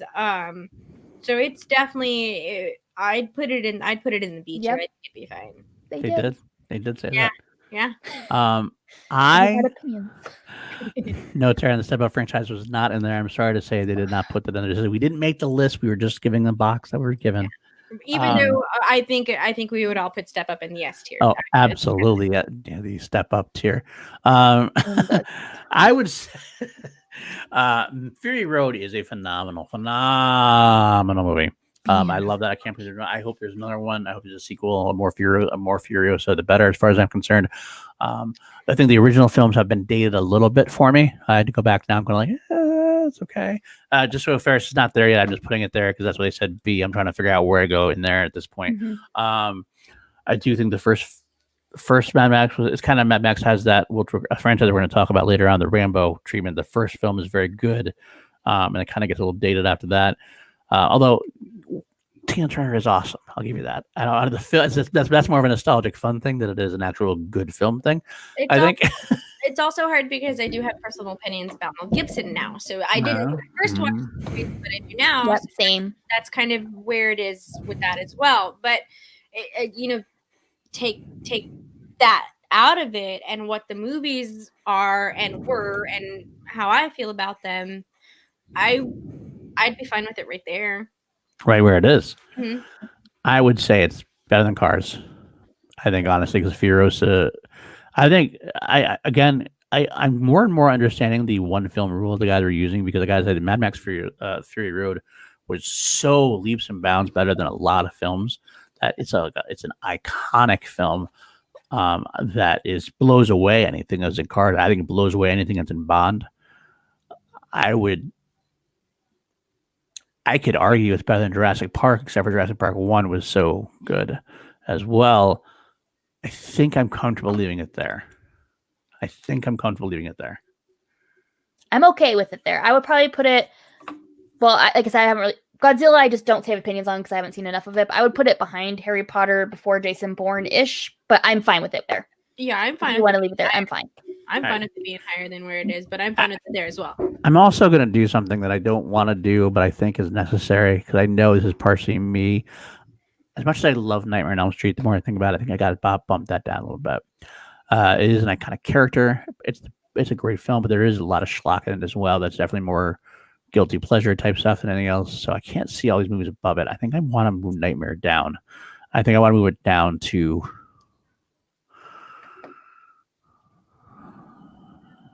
there. Okay. I think.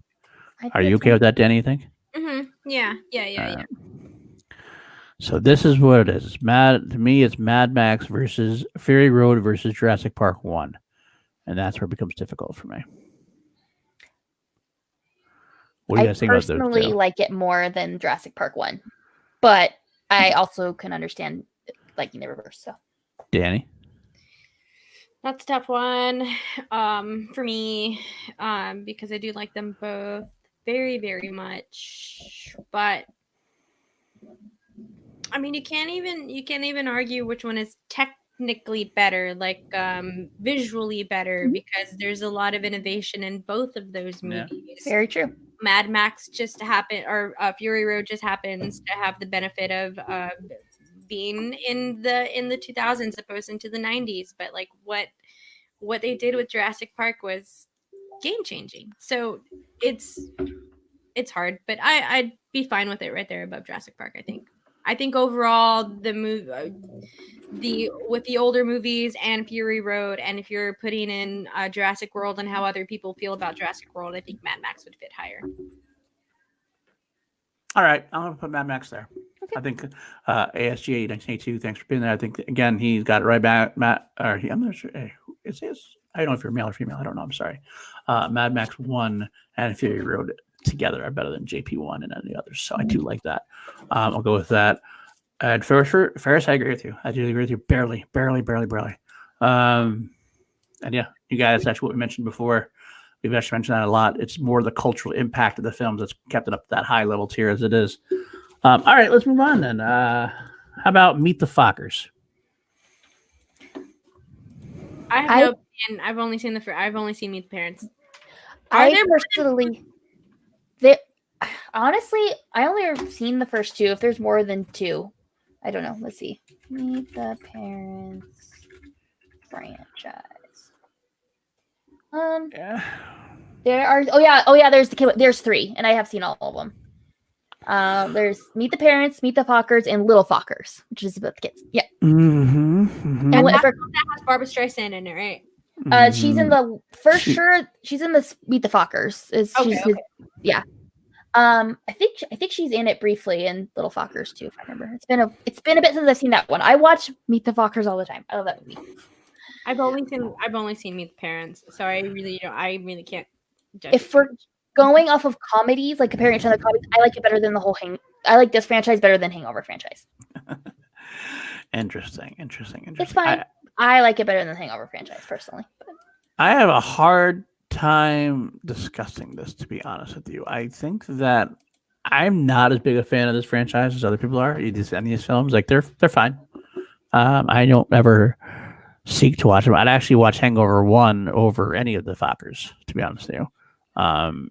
But they're I think I'd slide them to Hangover to just under Hangover over Ice Age. But if you want to put it above Hangover, I could do it. I could go above Hangover if you wanted to. I'm okay with either. If Danielle has any sort of opinion, either way. But I like it better than the Hangover. I feel like I might try to watch those movies before I'd watch the Hangover movies, but I also don't necessarily have an opinion on it. All right, I'll put it above Hangover. That's fine. Which means that Twilight gets bumped down to a D level at this point. Let's move on real quick before that changes our mind. We're going to say we'll go into... it's not my fault, guys. That's where we put it. Yeah, we'll discuss. How to Train Your Dragon. These movies are great. I'm just gonna state my case for it. I'm gonna let you all put this wherever you want. I personally think How to Train Your Dragon is better than Despicable Me. I think it's better than Ice Age. I think it's better than I would watch it before I would watch the Shrek series as well. I'm not exactly sure if I would watch it over Cars. A part of me feels like maybe I would, but How to Train Your Dragon is honestly it's great. It those are some really fun movies. But I'm gonna let y'all decide where it goes. I just feel I think I could understand wherever you all put it, but that's my opinion on that animated franchise. A tier. Look at everyone in the chat. Those movies are great. I really. That's what I've heard. There's actually, I have not seen the third one. It's a big miss for me so far. I've not T tier. Which one is that? A tier, A tier, A tier, A tier. B. I've heard that all three films are great, and I've heard that. I really liked the first film, and I really liked the second film. From what I remember, the third film I don't really know enough to rank. That's my problem. Go ahead. If I was just gonna go on everything I've heard, it'd be fucking A tier because I've heard this is like a perfect franchise. This is a perfect trilogy. This is what I've heard. I love the first film a lot. I did like it quite a bit. I don't know about A tier. I could see it low A tier from what I've heard, but I could see it being in an A tier. I think out of all of the animated movies that are up there right now, I would probably put that above all of the except for Toy Story. I would definitely put it above all of the animated movies that are there, and that's my opinion on it. All right, Kels, hit us. You're the hater here. Mean. She hates family franchise animated. She said that. She said it many times. I also have this. Well, pretty much directly behind Cars. I like it more than Kung Fu Panda, Shrek, all of those. The only reason I have Cars before that is like if we're looking at a levels, like How to Train Your Dragon franchise is here. Cars to me is first one here, second one here, third one here, and it averages just a little bit more, if that makes sense. To me, the three's more consistent. I mean, the three of How to Train Your Dragon is more consistent, but the highs of Cars to me is higher. So that's where I mentally put it, is between Cars and Kung Fu Panda.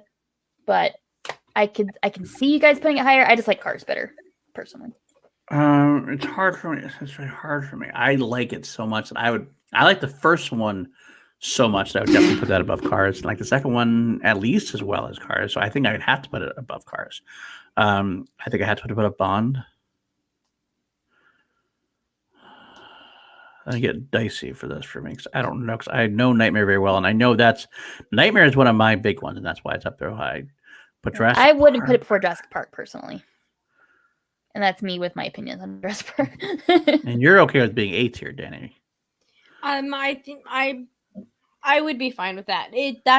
I don't know where it would be on my list of where it would eventually fall. I feel like it might possibly, with everything else that's on there, might possibly fall into a B tier at some point. But if I'm gonna place it anywhere with what's on the list, I think right there would probably be where I would put it.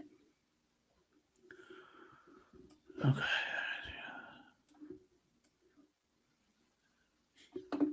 Got the 9 now. B and C are filled, so I have to move everything down at this point. Okay. All right. I'll go with that for now. This might be low for some people. I know a lot of people in chat have said good. If I had watched all three, maybe I would be able to put it higher. So every list is going to have its asterisks because nobody's seen every movie. It's just the way of the world sometimes. Some people maybe Quiz Show has. I don't know. But all right, let's move on then. We're 2.5 hours in. Got a few left to go. How about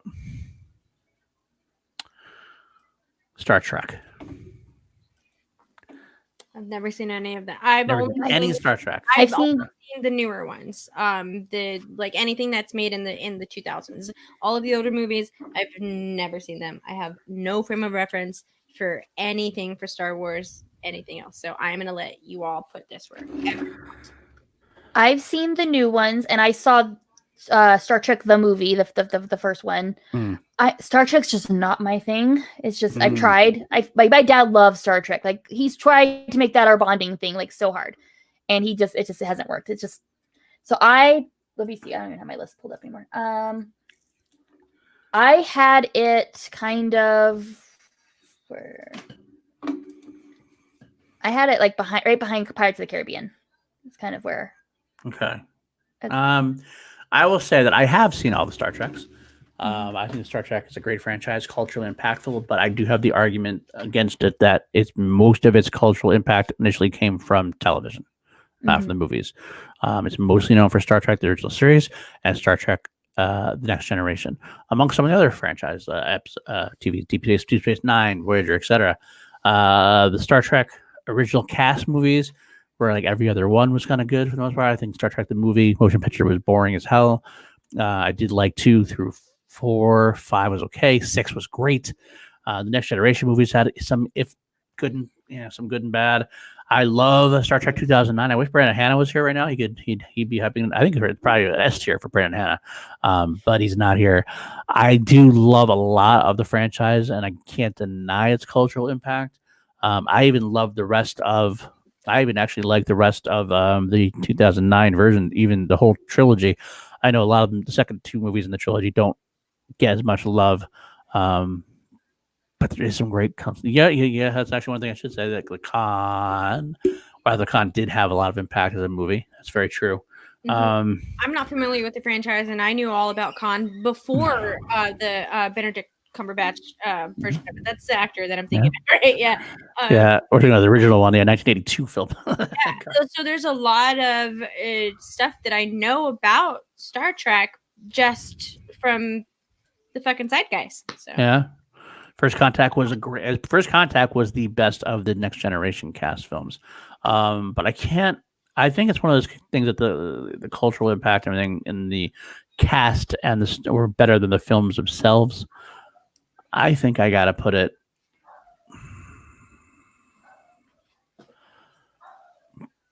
I think I got to put it low, high C. I would put it above Shrek. And below, I put it above Coco. I'd actually want to put it above Cars. There's so many of them. They're good. How are you feeling about that, Kels? Too high? I would put it like it's so hard when I like it less than parts of the Caribbean movie. However, I like it a lot more than Fast and the Furious. And Kung Fu Panda. I prefer Cars to it, but I'm okay with it there, I guess. I feel like it's going to get moved down anyways because of stuff that's coming, maybe, and it's going to go put in the B tier, so I'm fine with it there, I guess. All right. I'll put Star Trek at the high C then. I think that's what I'll go with it for. I think it's a good place for it. It's really great, but there's really bad too, so we'll go with that. Okay, let's move on. Big ones we got coming up still. We got some big ones left. How about this? Rush Hour. You know what? Rush Hour is 2 films also. I don't think it's 2 films thing can be a franchise. Is there a third one? Yeah. Really? That shows you how much I didn't even know there was a third one. So I forget what that one was. I thought they were threatening to make a Rush Hour 3, but I didn't know they actually made one. No, I think they're getting ready to make a Rush Hour 4. Is that what they're doing? Yeah. God damn. You're right. That shows you how much I never saw a third one. I didn't even know there was a third one. I really liked these movies. I did too. I have a big soft spot for the Rush Hour movie. Oof. I really liked these movies. I really, really did. These were fun movies all around. I understand the problematic side of it, but I mean, there's plenty of other movies that are on the bigger franchises that we all know that we're going to put in A and S tiers that have very extreme problematic stuff along with them. So I get that, but Rush Hour really genuinely was a fun franchise, regardless of if someone forgot about the third one. I loved those movies. I thought they were great. It introduced me to Jackie Chan. I was already familiar with Jackie Chan, but it made me want to really look into his work and get way more, and that's what opened me up to that type of cinema.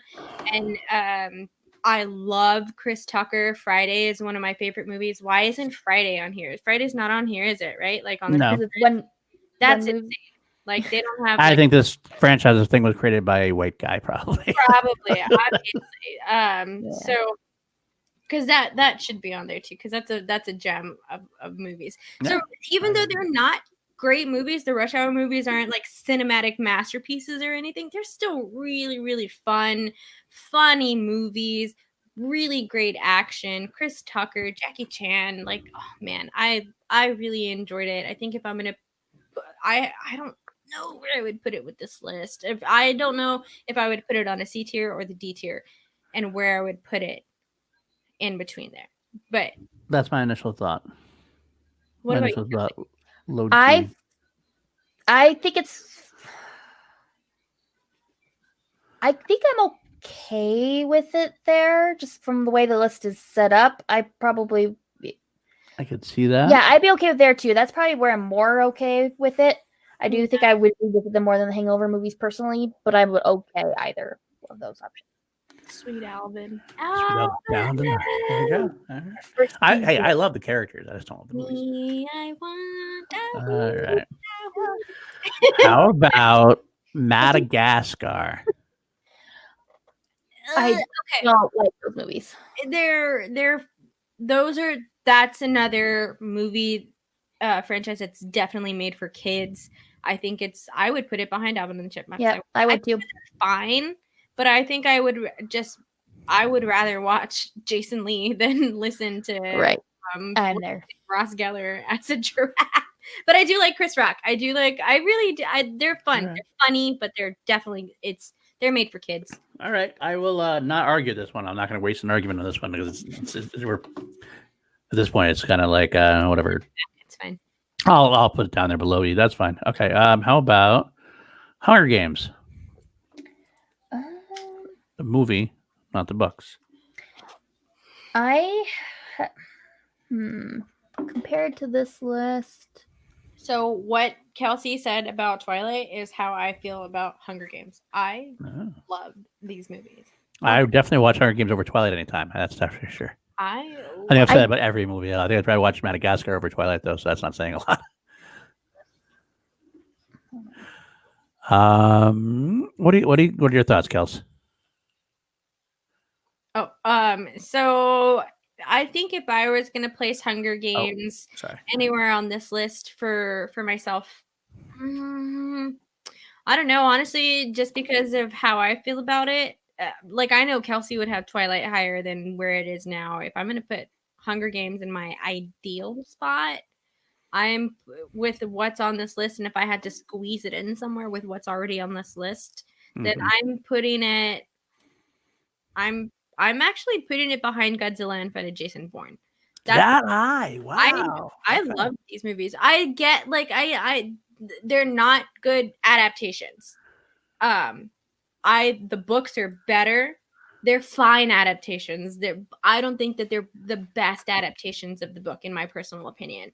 But I do think that they're good movies, and it does give you kind of a good amount of the story behind it. So, but I just enjoyed those movies. I did. I do enjoy the Twilight movies better than the Hunger Games ones. But since Twilight's a lost cause, apparently, on this list, I would put it I'd put it above Fast and the Furious. I would put it above Shrek. I'd honestly probably put it right before Star Trek. That's where I think my mentally would be putting it. Wow, so you're going there. Mm-hmm. You're going there. I would probably go somewhere around here myself. But and I'm fine with that as well. I'm fine. It's understandable. I'm gonna put it there, I think. And you're okay with that? You're okay with that? Okay. So we as okay as I can be with Twilight being that low. Okay. It's not even like I love the Twilight movies. I just like the Twilight movies more than a lot of these. Yeah. You guys said below Pirates of the Caribbean, but okay. Low B tier, highest C tier. Wow. Yeah, that's true. I think. All right. But we'll go C tier, I guess. I'll go with that. I guess I'm okay with that. I can see reasons why you'd be low B tier for some. I don't think that's a bad thing, but I'll go with that. Obviously, you guy really likes the Pirates of the Caribbean. That's the thing. Just the one film that's great, though. The other ones are okay. All right, moving on. I'm gonna put it right here. This is a big one. Back to the Future. A tier. A tier. A tier. For me, it's an A tier. I think I really, truly, truly do believe it's a perfect trilogy. I love the third one. I think the third one is fine. I know a lot of people don't like are like that one the least, but I really enjoyed it. It's funny because I hear people say the second one's their least favorite. I hear that a lot too. Yeah. That's what I've heard from a lot of people. I agree with you that third is my least favorite, but No. The third, I mean, yeah, the third is my least favorite because it does go in that order, 1, 2, 3. But I would put Back to the Future would be in the A tier for me. Kelsey, what are your thoughts? Um, And Brad Gilmore's watching. Off of the list of where things are ranking and things like that, honestly, I'd put it behind Jurassic Park. Get the fuck out! Wow. I like those movies. I'm not in love with those movies the way a lot of people are. I enjoy them. They're fun. Wow. I'm just not in love with them. That's right. That's where I put it right there. At this point, I put that S tier in the I'd be persuaded to put it in the S tier. I think the first film. It's hard to convince me A even, but it's fine. I'm just trying to think of what else is down in there that I would put in the S tier now, but I think I have others that are down there that I would definitely put in the S tier before. At this point, with what we have in the S tier versus everything else, I like it better than Godfather. I like it better than Die Hard. I like it better than John Wick. I think like the first one is a perfect film. We're comparing. I'm sorry, Paul. I just totally interrupted you. I'm sorry. I like Godfather because if we're looking at all three of them, I'd rather watch all three Back to the Future movies than all three of the Godfather movies. And they're really good connected films too. They're all really good connected films. The 3 is my least favorite as well, but it's a perfect franchise for me. It's a near perfect franchise. So, all right, we'll put it S tier, end of S tier for now. Sorry, Kels. You do have some hot takes, and we are fighting you a little bit. I get it. I'm sorry, but it is what it is at this point. 80% of my movies are not even close to where I'd put them, but it's fine. Well, I wish if Jarvis was here, it'd be 90%, but okay. Actually, Jarvis, I don't know what it'd be, but all right, let's move on. Men in Black. Let's put that one. Men in Black. I am not a big fan. Would have it like I like it more than Transformers, but I like it less than Twilight and Underworld. So I'd probably have it like right between there. So you'd have it here? Yeah, like in that inner area. Yeah. What do you think, Danny? I'd have it above Fast and Furious. You'd have it here. I like these movies. Again, I like the first one. I'm a big fan of like inside jokes and Easter eggs and stuff like that. Any types of callbacks, I'm a sucker for it, y'all. Like I'm a sucker for it. So I think that's what I like about the franchise. I have not seen International, so I can't judge it off of that. I'm gonna let you all put it because that's just how I personally feel about the movies, and I know that they're not necessarily great movies, but I just love watching those little callbacks, and I really enjoyed the way 3 kind of tied that loop in. So I thought that it was fine like that. I love aliens, so that's what was really fun for me. But I feel like wherever you all put it, it would be fine wherever it is. International does count. It does count. It's part of the franchise. Although I gotta say, I never saw International either. So I didn't see it because I'm not a big fan of the franchise, so I just skipped it. I'm not a huge fan, but the first one is good. I like the first one a lot. And the second one was decent. 3 was okay. I see you would put it up here. You and Kelsey, Danny put it up here. Kelsey put it up here. I think I want to split the difference. I think I'll put it over Meet the Fockers barely. It's definitely better than Rush Hour, to be honest with you. So I'd be between Meet the Fockers and Rush Hour. I think I'd watch those movies over the Rush Hour movies. Yeah, okay, that's definitive in there. How about the Fockers? I think I'd watch Men in Black over Fockers. I would. Now that's on y'all because I already said mine, so now that's on y'all. If they were both on TV at the same time, I'd go to Meet the Fockers personally, but that's just me. Well, since I think I'm split in the middle enough, I think stuck in the middle with you. I think I gotta put it above Fockers because it's definitely better than Rush Hour. I think I gotta slide it just over Meet the Fockers. I think just barely over Meet the Fockers. All right, let's say there. That means that goes down here. Despicable Me is an E now. Wow. It should be. That's fine. All right, how about we're getting low here. This is one I kind of worried to bring up. Not worried, I guess. This is one of the ones in the chat where I know Coach Kyle's going to kill us here. Teenage Mutant Ninja Turtles. Let's see where this one goes. We're including the original 3 hardcore movies, the original live-action movies. We're including TMNT, and we're including the 2 Michael Bay ones.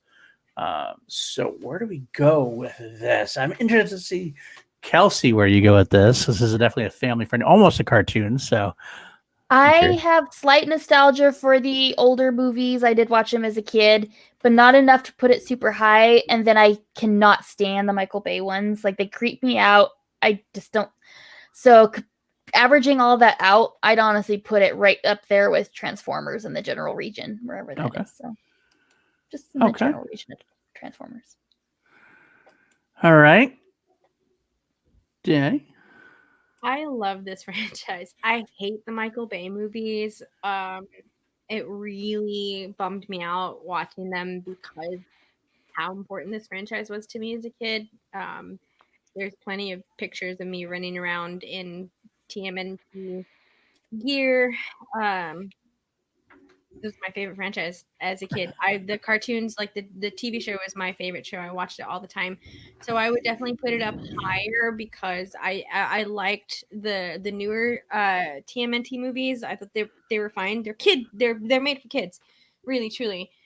So I'm gonna let this one be a sacrifice for me. I love the OG3 movies, like the 90s movies. I love all 3 of them, even the third one. The third one I very, very much adore. So this franchise is high on my personal list, but where would you put it right now? Where would I put it right now? I'd put it in front of 007. Wow. Okay, and Kelsey, where did you say you put it? Probably between Underworld and Transformers. Okay.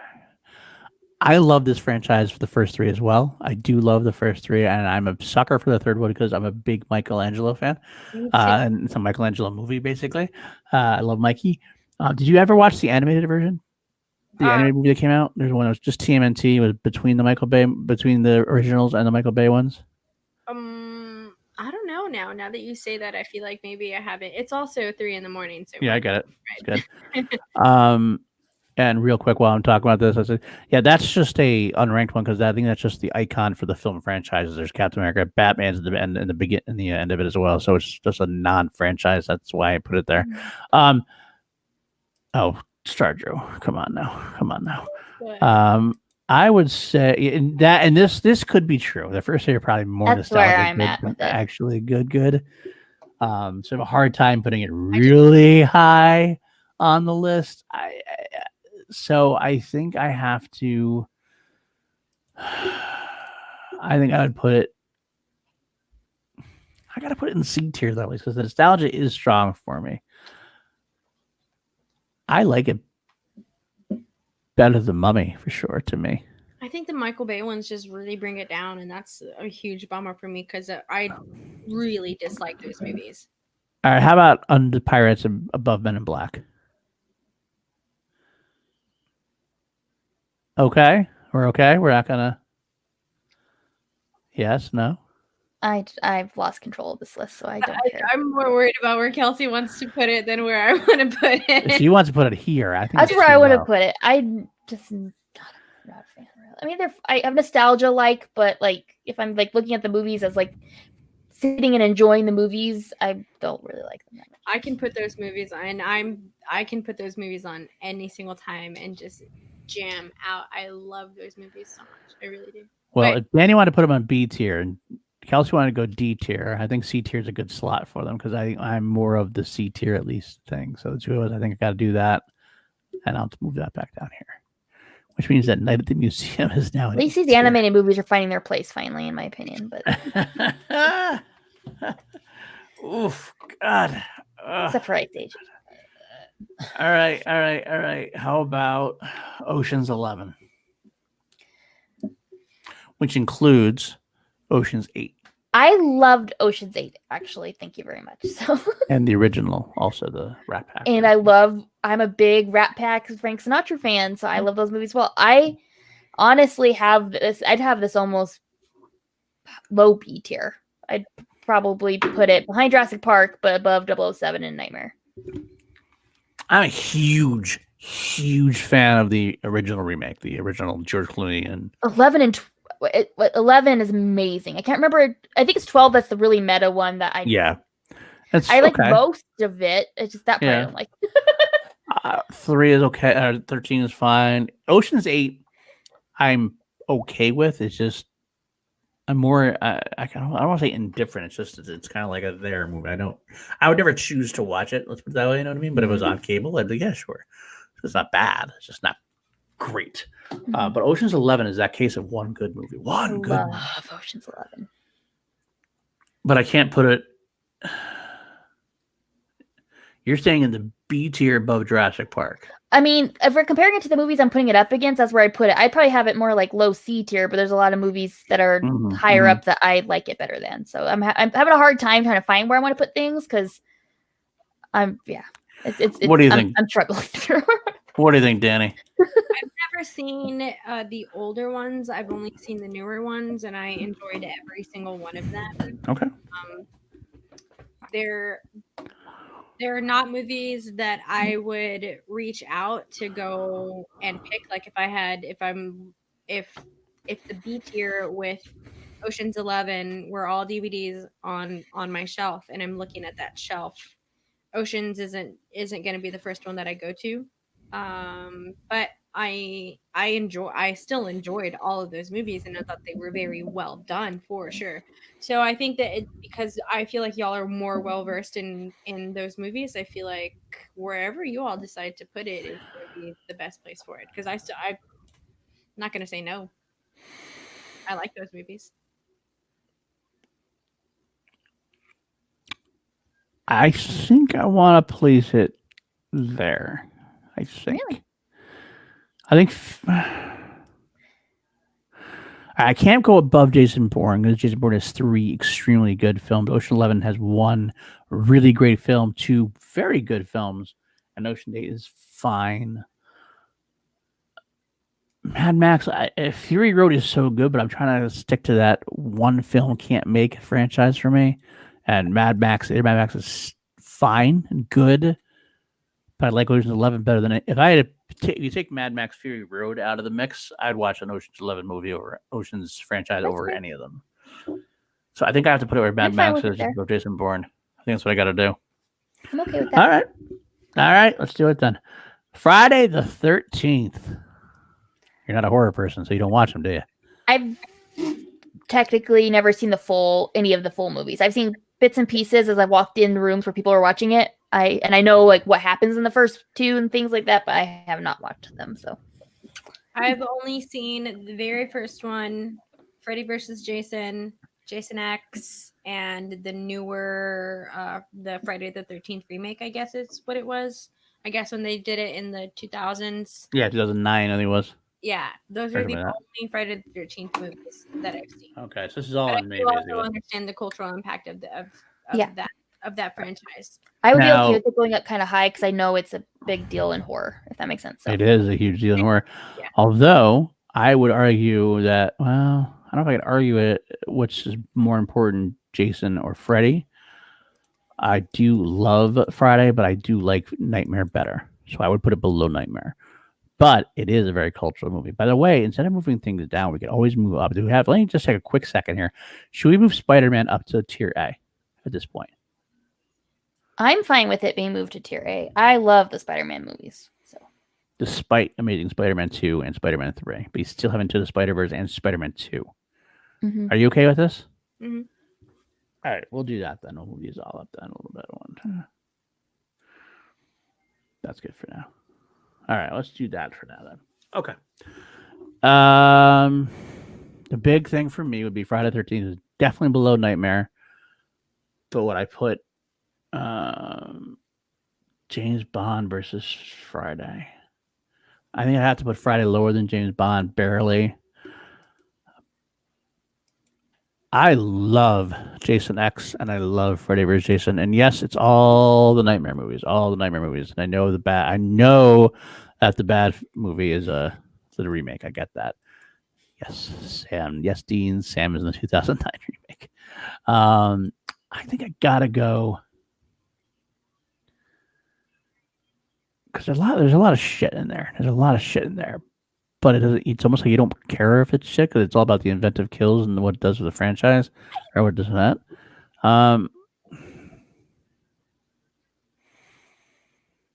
But I guess there's a lot of shit. I think I would put it right above Teenage Mutant Ninja Turtles is where I'd put it. Barely. I think that's where I'm going to have to go. Okay. So, all right. Any argument?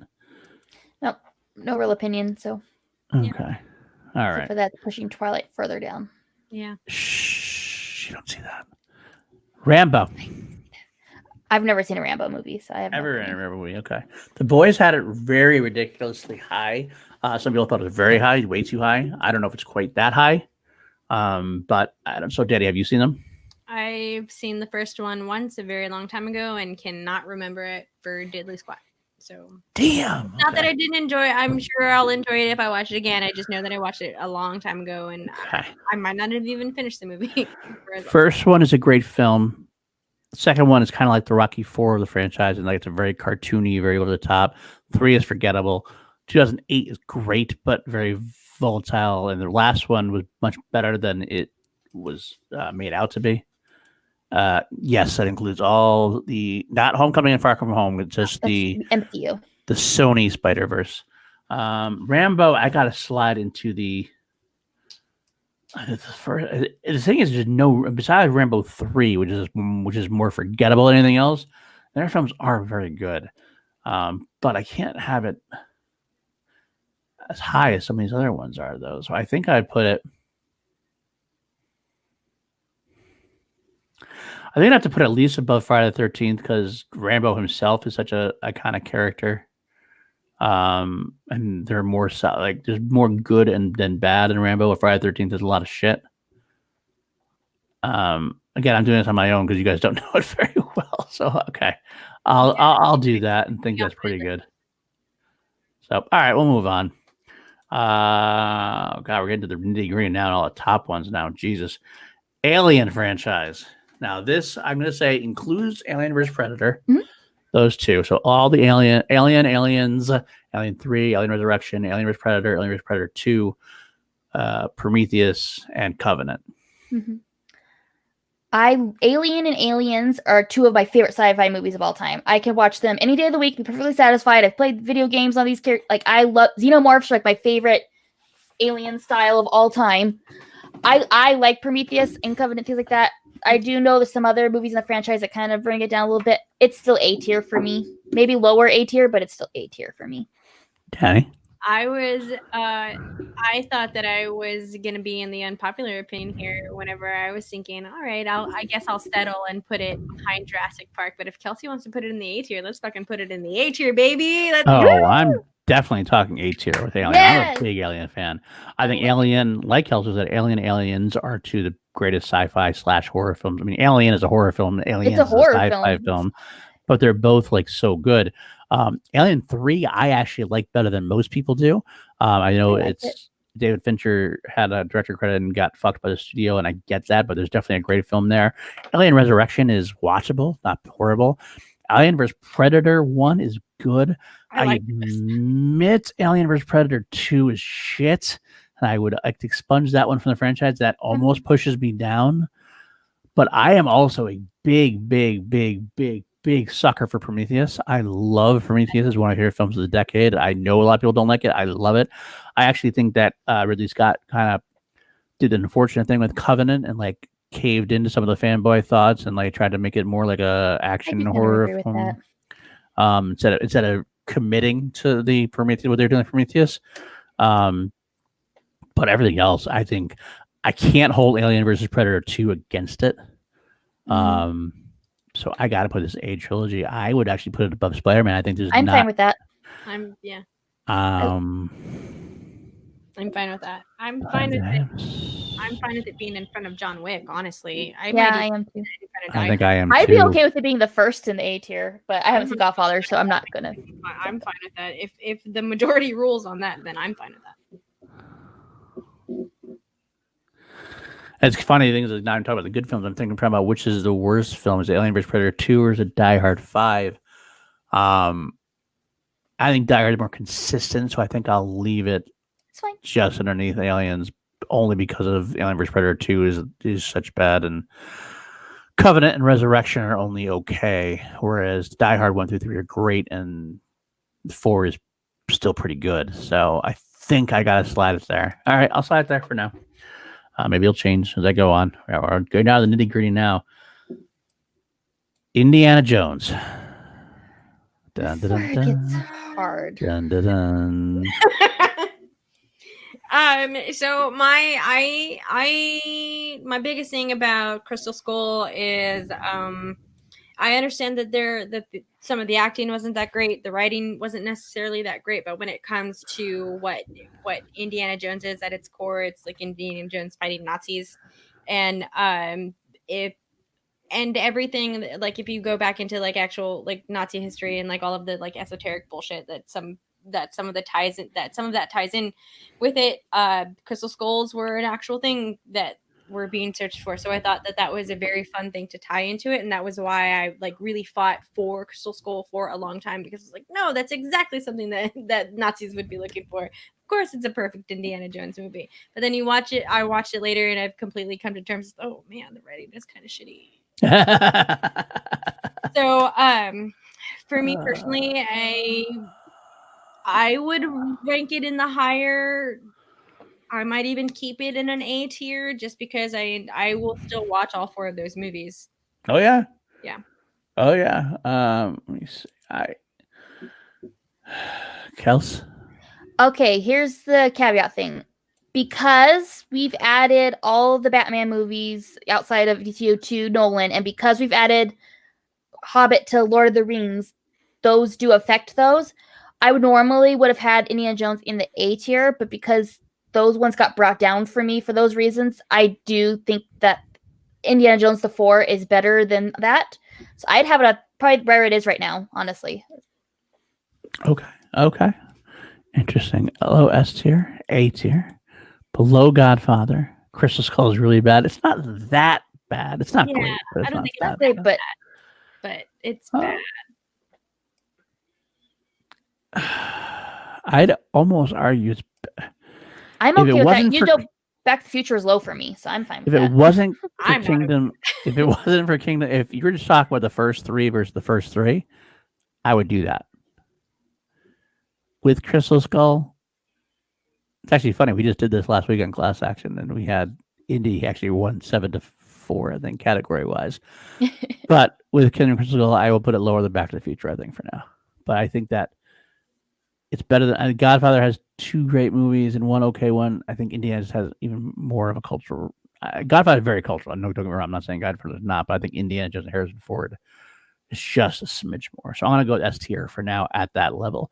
We have one more S tier, so it probably will get knocked down to A tier. It's probably going to get knocked down to A tier eventually, because I'm looking at the franchises we have left. So we'll see, but we'll go from there for now. All right, let's throw it in here now. This is one for interested with Kelsey here. DCEU. I have that is high A tier.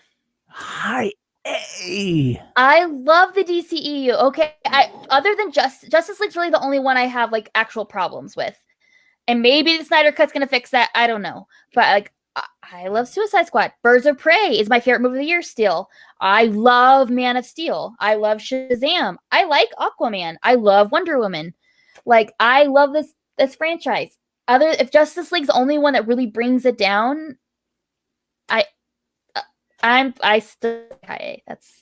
I know it's gonna get negotiated down, but I'm gonna fight for it. I say high A. So I don't necessarily have an opinion on this. Birds of Prey is one of my favorite movies of this year. Absolutely. That movie alone puts it up at a higher rank for me. Like that automatically, wherever I decide to put it, kind of raises it up at least 3 more spots. So I've seen Suicide Squad. I thought it was fine. I loved the concept of it. I thought that was a great concept. just wasn't very well executed, and it was fine. It really was fine. There's just something about it that just wasn't for me, and I really haven't. I did actually walk out of Aquaman in the movie theaters, but I really think it was probably, I might have been tired, but I was bored. I just wanted to see. I just waited until Jason Momoa came out in the orange and green suit, and then I was like, all right, peace, bye. There was just something that I don't know why I walked out of that movie. So I don't necessarily have the biggest opinion on the DCEU. I do know that Kelsey does, and Very strong. and I'm gonna let y'all fight for that. Well, I ran to the restroom. Sorry. Wow. Star Drew's really pissed off. Wow. He's like, wow. Okay, the theatrical release BVS, I did have issues. I like the director's the cut extended for ultimate cut, whatever. I love that one. It saved it for me. So I will say I am one of the biggest defenders, lovers of Man of Steel. I love Man of Steel. It's one of my favorite movies of favorite comic movies of all time. I actually really, really enjoyed Batman vs Superman: The Ultimate Edition. yes, Really me did. too. I did too. Justice League was not good. It was not good. Cover yours, Kelsey. Cover yours. Suicide Squad sucked my dick. Pretty much. That's why do you say that as an insult? I say that's a compliment. You're giving it a compliment. It sucked my dick and didn't finish the job. Let's put it that way. About that. Aquaman was fine. Shazam was good. Wonder Woman was really great. Birds of Prey was good.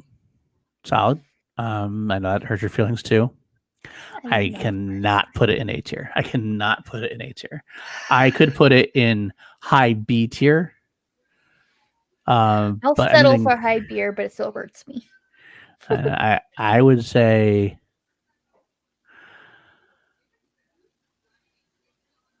I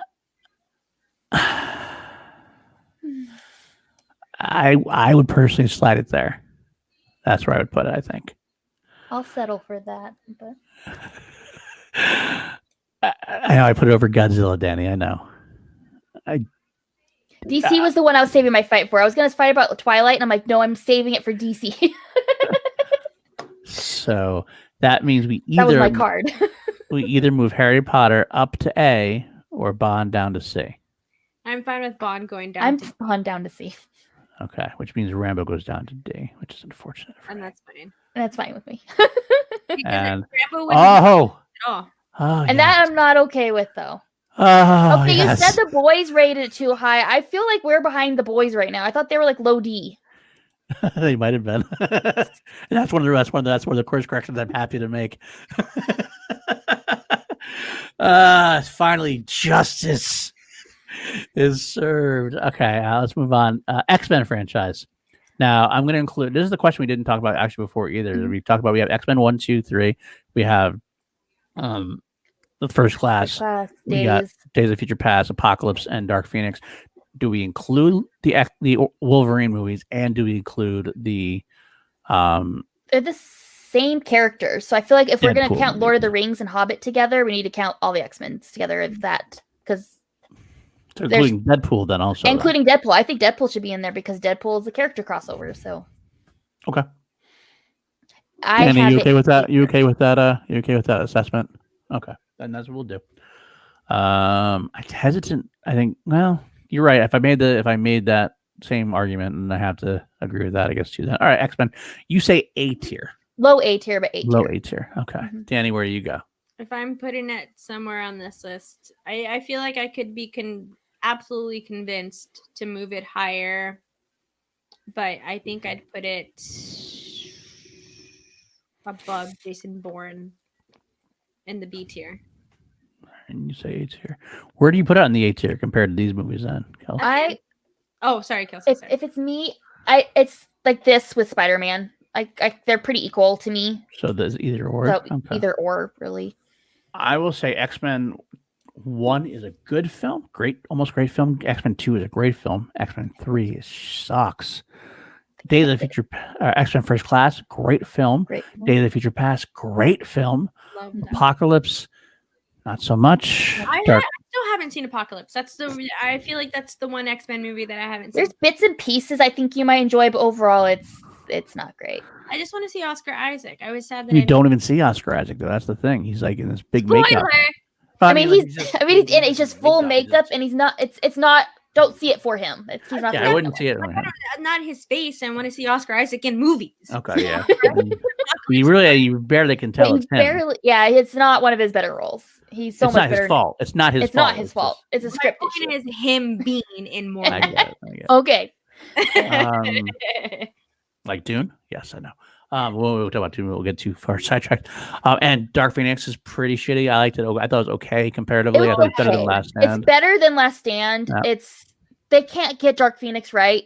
My only faith is that the MCU eventually will pick it up because I feel like they will understand it. But possibly. But then you gotta go to the Wolverine movies. Logan, one of the best comic book movies of all time. One of the best, greatest movie. It's my favorite Western. Yeah. The Wolverine movie that James Mangold did is a good one as well. It's underrated, I think. I like it. I like it a lot. X-Men Origins Wolverine is shit. It's horrible. So there's a lot of greatness. Deadpool is great, and Deadpool 2 is good. It's good. I think I got to put X-Men in the A tier. I think I do. Because if I could just I think the greatness of Logan and the greatness of Deadpool and the greatness of X2 and the greatness of First Class and Days of Future Past for me well supersede the X-Men Origins Wolverine and pretty much supersede Last Stand. That's how I feel. I think I got to put it on the A tier. Now, whether it's better than Spider-Man, I'm fine either way. I think Logan can cancel out into the Spider-Verse. I do. I think they're both good enough where they're both kind of equal, at least. I understand liking one more than the other, but they're both in that great realm. For impact on film, I agree. So then you got to do Spider-Man 2 versus you got X2, you got Days of Future Past and First Class. I think all those are excellent films compared to Spider-Man 2. So I think with that in mind, I got to do that. I would put it over Planet of the Apes myself. I'm fine with that too, honestly. I think I would put it over John Wick. I'm fine with that too.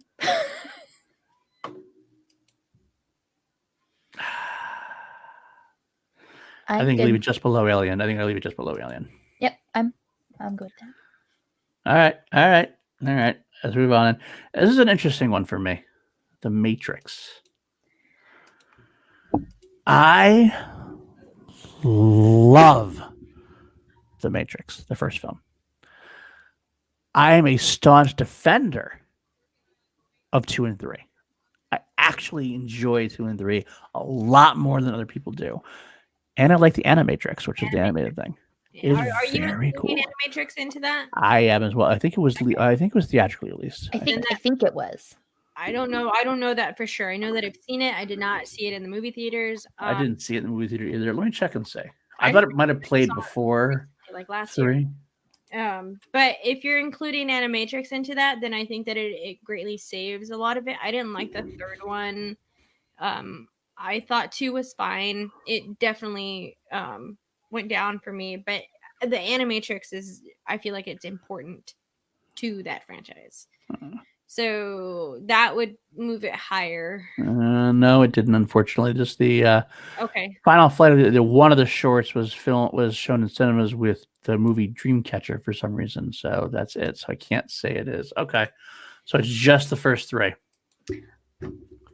I thoroughly enjoy the first one. Mm-hmm. It goes downhill a lot for me, the second and third one. So to me, there's a lot of movies that people love that are on here that I like more than Matrix. So I'd put it at top C. That's honestly, I'd put it top C, low B at best. Yeah.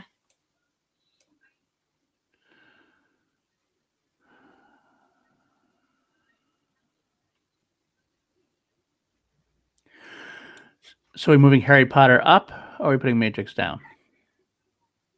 I'd put Matrix down because I have stuff coming that I think needs to be higher. So okay. I don't love it. I don't love it there. I think it's too low, but I'm not going to argue with it at this point. I think it's too low, but we'll move on. Terminator franchise. This one's so hard for me.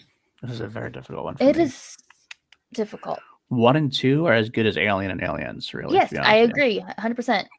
But then the franchise goes down. But I do like Dark Fate. I enjoyed Dark Fate. Quicker than a $2 horror. It goes down. But those other ones are... Dark Fate is fine. I think 3 is actually better than people think it is. I like Salvation for attempting something different with the franchise. I do agree with that. They've tried something new, and I give it respect for that. Quite make it right. I think Genesis is probably one of the worst movies I've seen of all time. To be honest with you, I'm not gonna lie. Star Drew saying Bond better than Matrix. I can't agree with that. I think the Matrix is better than any Bond movie I've seen. Low B tier for Tornado. I could see that. I'm kind of there, I think. Well, I would rather watch T1 or T2 before The Matrix. So if you're using that as kind of like a stand thing, but I'd rather watch a lot of movies on the B. So yeah, that's probably fine with me, I think. Wait, 1, 2, 3, 4. Yeah, you'll have to move the Mummy down. Oh, I'll have to move Narnia and Ice Age down. It looks like good. Those two deserve to be in the A tier. Sorry, but Twilight. Oh, Madagascar. Oh, we're gonna have to move them up now. There's too many low, so Harry Potter's gonna have to go up. Are we not gonna be able to use them all then? Because we only can fit one more in T on the ST, and then let's put these other ones on before we start. Lining them back up because there's some coming that I. Okay, all right. We'll do that then. We'll do a last rearrange before we sign off. Mm-hmm. Okay, let's do Batman, including not just the Nolan films, also the Burton films as well, and Schumacher films, and Mask of the Phantasm, and a Mask of the Phantasm. That's true. Okay, this is one I was talking about earlier, that if it was just the Nolan films, it would have been S tier for me. Okay. Because Batman and Robin are in there and stuff like that, like it moves it down for me. So it moves it to like mid-low A tier to me. It's in the A tier for me. Yeah. It's in the A tier for me as well. Like I said, if it was just Nolan, it would be absolute S tier. But it's not. So now, where would you put it on here though? I love the 90s Batmans, Batman and Robin, Batman, all of those, the Burton Batmans, and all of them. I love all of those older Batman movies, so I'm fine with it being at the higher end of the A tier. To me, it's like this with X-Men. Like it really either or. I wouldn't put it in front of Alien still, because with including the other movies, I wouldn't put it in front of Alien. I would be okay putting it in front of X-Men. I think I'm going to have to... Yeah. The Nolan films are so good. So good. I know. And the 89 Batman is so good. Batman Forever is pretty good. I think I'm okay with it putting above X-Men. I think I am. I'm okay with that. This is going to be the one that breaks my heart, I think. I have a feeling. I could be wrong. Rocky. I've only watched the first half of the first one. That's it? That's it. It wasn't because I wasn't enjoying it. It was like a slower paced movie. I was trying to watch it at work, and I kept getting interrupted. So I'm like, I'll revisit it, and I just never revisited it. So. Rocky includes Creed, by the way. Yeah, that's what I mean. Creed helps it a lot in my advice because I have seen the first Creed. But. I would have put it where I was going to put it either way. With just the old movies by themselves, but Creed also just kind of solidifies where I put it. This is an A tier franchise for me. I love this franchise. I really do. Like I know I love sports movies. I think that this is a very moving franchise in a sort of way, and I love the Creed movies so much. So this in my personal place, I would put it in an A tier. I'm fine with it being in a higher place. I don't think that it's a low tiering rank. All right, let me tell you something about Rocky. Rocky is probably the most consistent franchise there has been. Beyond all, out of let's see, 5, 6, 7. There's 8 films if you include Creed and Creed 2. Because Rocky 1, 2, 3, 4, 5, Rocky Balboa, yeah. All 8 films are. All right, let's take Rocky 5 out of the mix. I'll do that. Taking Rocky 5 out of the mix, all other 7 films are great films. Rocky 5, I actually like more than a lot of people do. I like Rocky 5. I get why people don't like some of it. I do. I understand it. I actually think Rocky 5 is better than Rocky 3, and that's a huge hot take you'll never hear anywhere else. But either way, I think this is high A tier. I would consider this to be almost an S tier franchise. That's how good it is to me. It is so. The only reason good. for me I'm not putting it in the S tier is because we're only allowed 5 in the S tier. And I feel like there's one in here that we all know we're all going to put on that S tier. I'm putting Rocky right there in the A tier right now. I think that's above Godfather for me, above Die Hard for me, above Alien, above Batman. Like, there's just no bad points to really pinpoint. All these other franchises you have. Die Hard has Die Hard 5. Alien has a couple of them. Batman has Batman and Robin, and X-Men has Origins Wolverine. Rocky just has so many good movies. I think Rocky 5's. I gotta go Rocky 8 tier here. I gotta go that. That's where I'm putting. Unless anybody else has any reason they can talk me out of it. You can't. I think it deserves to be there. I'm fumbling over my words, but Okay. I think it deserves to be there. Absolutely, you can't talk about sports movies without talking about Rocky. You can't. Like, it's iconic. Like, they fucking built a statue in Philly, right? Am I wrong on that? Or in Philadelphia. That's where it's from. Yeah, for that fucking movie. Like, it's not a statue of Sylvester Stallone. It's a statue of Rocky. So I think I'm fine with it being there. I can totally get it. I would love to hear Kelsey's opinions on these movies. Like, I would love to like, I'd be in that watch along. Like, if you watch those movies, I would be there. Yeah, like I said, I got halfway through the first one. I wasn't sold enough to finish the movie. If it was Warrior, I would have finished the movie no matter what. You know what I mean? The film is a little slower today, I think, and I get that to a degree. But if you do make it all the way through, I think you'll get it. I do, but we'll have to go from there, I guess. You have to grow up with the character. But all right, let's go for that. I think we're going to have like 10 per thing. I don't know how they did. I think they had more in the bottom tier than we do. So I think that's part of the issue. I think we're just going to be okay with. Add a bottom tier. I'm putting this as not rated. Yeah, so I think we're able to have more in each level than if we need to. Do actually. I think if I make. Oh, that's not what I wanted to do. I wonder if I can. I guess I can't. What I could do, have these 3 things here and just move these down here and keep them down here. And then make that an F tier. I think that's how they had it. Yeah. So, I thought it froze right. That was going to be pissing me off. All right. So we're going to move this. We'll have this here for now. I'm going to actually say this is an F rating at this point, and then we'll move things down and go because let's do these last 3. Yeah. Let's do Lord of the Rings now. And I know Philippe's in the chat. Philippe, just so you know, we are counting the Hobbit franchise in the Lord of the Rings. If it was the Lord of the Rings by itself, as of this point, I would put it at S tier number 1. That's same here. With the Hobbit, I would still put it at S tier at this point. I actually might even do this.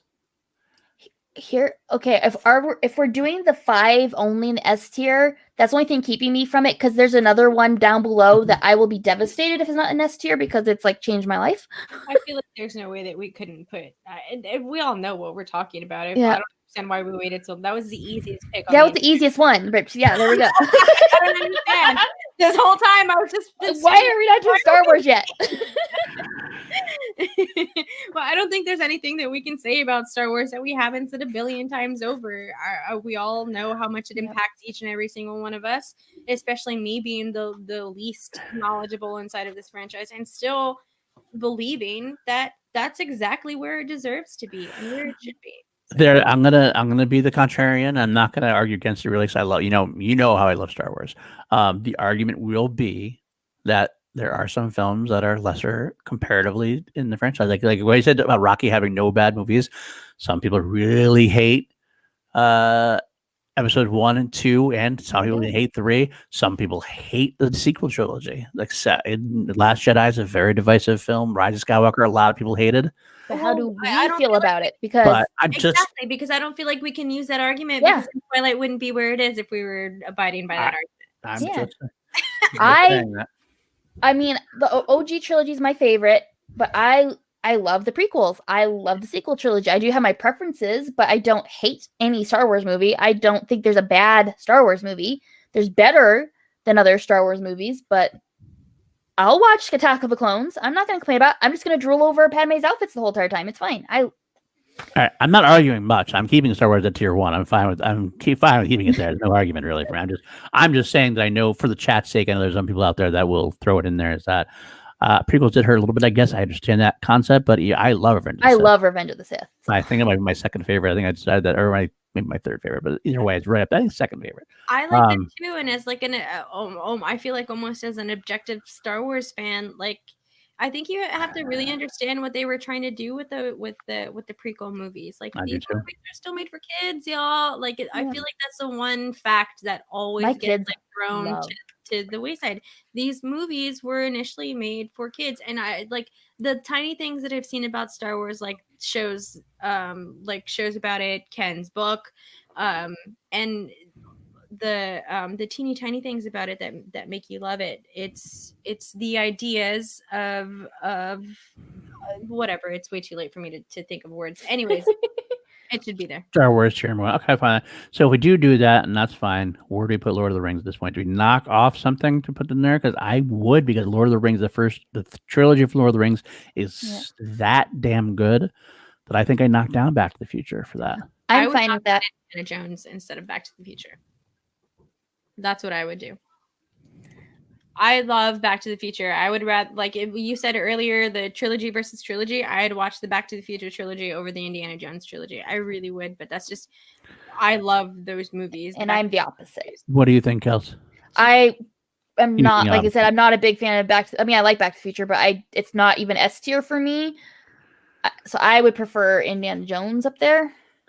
I did have Indy over Back to the Future barely, so I think Back to the Future does get booted down to A at that point. I know that's tough, Danny. I know that's tough. And it's tough for me too. To be completely honest, Lord of the Rings deserves to be an S tier. To be completely honest, I would knock Toy Story down to A versus Indiana Jones or Back. I would watch Indy or Back to the Future over Toy Story. I would, and honestly, I'd watch Lord of the Rings, the original trilogy, over Toy Story. To me, Lord of the Rings. To me, if I had to put this list just myself, that's how it goes. If it was just Lord of the Rings, it'd be my weapon spot. The Hobbit brings it down a lot where I'm at, where it's at the low end S tier, or it could be fine in top A tier for me, just because I don't like the Hobbit movies. I thought they were fine. I didn't hate them. I didn't hate them. I just don't have any desire to rewatch them. So Lord of the Rings or Toy Story then? I think Toy Story is more perfect as a unit. But if I'm in the mood to watch a movie, I'd rather watch Lord of the Rings than Toy Story. But as a unit, Toy Story is more perfect. Oh, Lord of the Rings being in front of Toy Story? Yes. If you're questioning whether Toy Story should stay in the S tier or the A tier, then that's where I feel like Toy Story should stay in the S tier. That's just my personal opinion. I would much rather watch the Lord of the Rings movies over the Toy Story movies. Okay. Those are you can't help but feel good watching those movies. You go through every single emotion that you could ever feel watching those movies. Those movies are perfect. Okay. So are we happy with this S tier then at this point? I know you're not sure, but okay. All right. Yeah. All right. Mission Impossible is the last one we have to go. And that one's hard. For me, it is actually an S tier for me, but A tier for me. It's A tier for me. Okay, so actually it's less hard than I thought. So I was like, are you guys gonna put it lower? No. Okay. No. Okay, just making sure, because there's some that are kind of questionable sometimes, so I wasn't sure. But yeah, I have it as higher A tier. I love Mission Impossible. I'm fine with it being in the high end of the A tier. I also enjoy that franchise very much. I think after the second one, they've gotten better each time. Mm-hmm. I actually like 3 better than anything else, but so I would say, I don't know. That's over. Only because there's only 2 movies in Godfather, 3 movies in Godfather, but 2 are really great. Mission Impossible has some great films. But I would put it. I think I gotta put it here. I think I gotta do. I'm fine with that.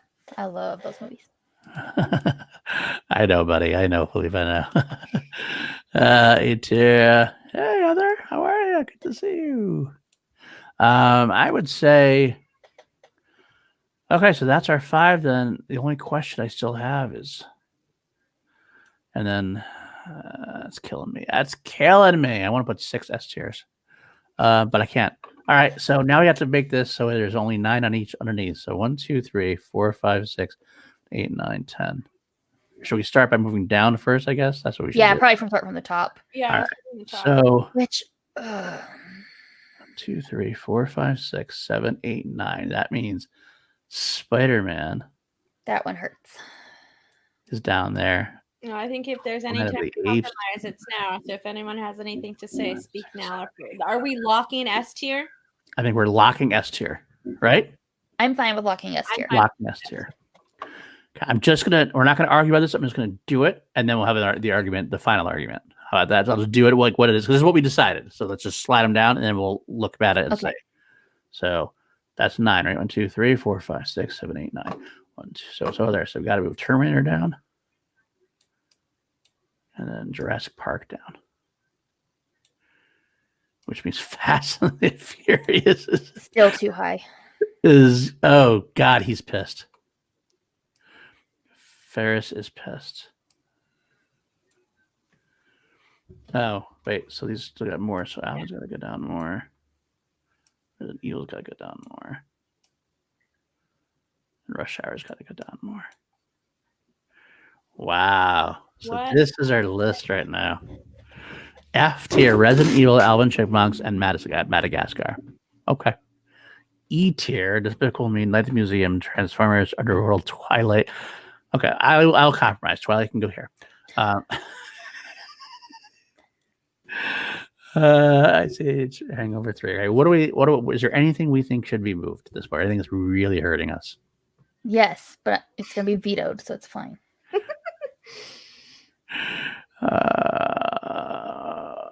Well, I decided anything besides Twilight.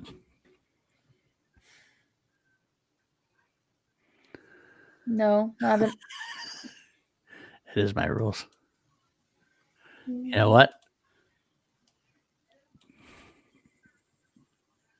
I'm okay with that. I'm okay with that if you put Twilight at the top of the E tier. At least the top of the E tier. I still think it's well, I still watch it after most of the D tier, but that's fine. That's fine. Ta-da! We did it! Yay! Okay, I won't fight it. I'll keep it on the E tier. I won't fight it. Transformers. I know. I don't necessarily disagree. I had Transformers F tier on my personal one. No, that first film does bring just a switch. All right. Well, that is going to be our list, and we've been here 3.5 hours. It took us. We were thinking, the guys only took 2 hours. We should be fine. There were only 2 people talking, and there are 3 of us. Imagine if we did have Jarvie. Would have been even longer. Well, Jarvie, missed you, but we love you. Okay, kids, that's it. I'll save and download to print this later on, and I'll take this off for now. Where are we here? There we go. All right, Danny Joy, where can they find you? What's up, everyone? You know me. It's your girl, Danny Joy here. You can find me on Twitter at Watch the Book Pod. You can find me there on Instagram as well at Watch the Book Pod. You can follow my YouTube page. If you're into Star Wars, I started a book club. It's called the Padawan Book Club. Right now, we are reading Aftermath. So you can go to my YouTube channel and go and find that and hang out with me there. Sweet. And whatever Paul says later, I'm sure I'm a part of that too. Kelsey?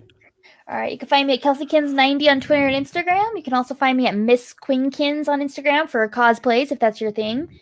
TeePublic, we've got merch. We've got masks. Wear a mask. You can always find me on C2A at all times, hanging out with these 2 people, my family. They're pretty awesome. And yeah, this has been an event, and I'm going to go watch Twilight now, so have a great night, guys. Good for you. Good for you. You need a show to go to sleep to. You need a movie to go to sleep to. So there you go. All right. For me, at Paul_Denuzio on Twitter, you can find me also on Call to Action each week. Tomorrow we have a show called Call to Action Live that Kelsey and I are going to run with guest Jen Sturger.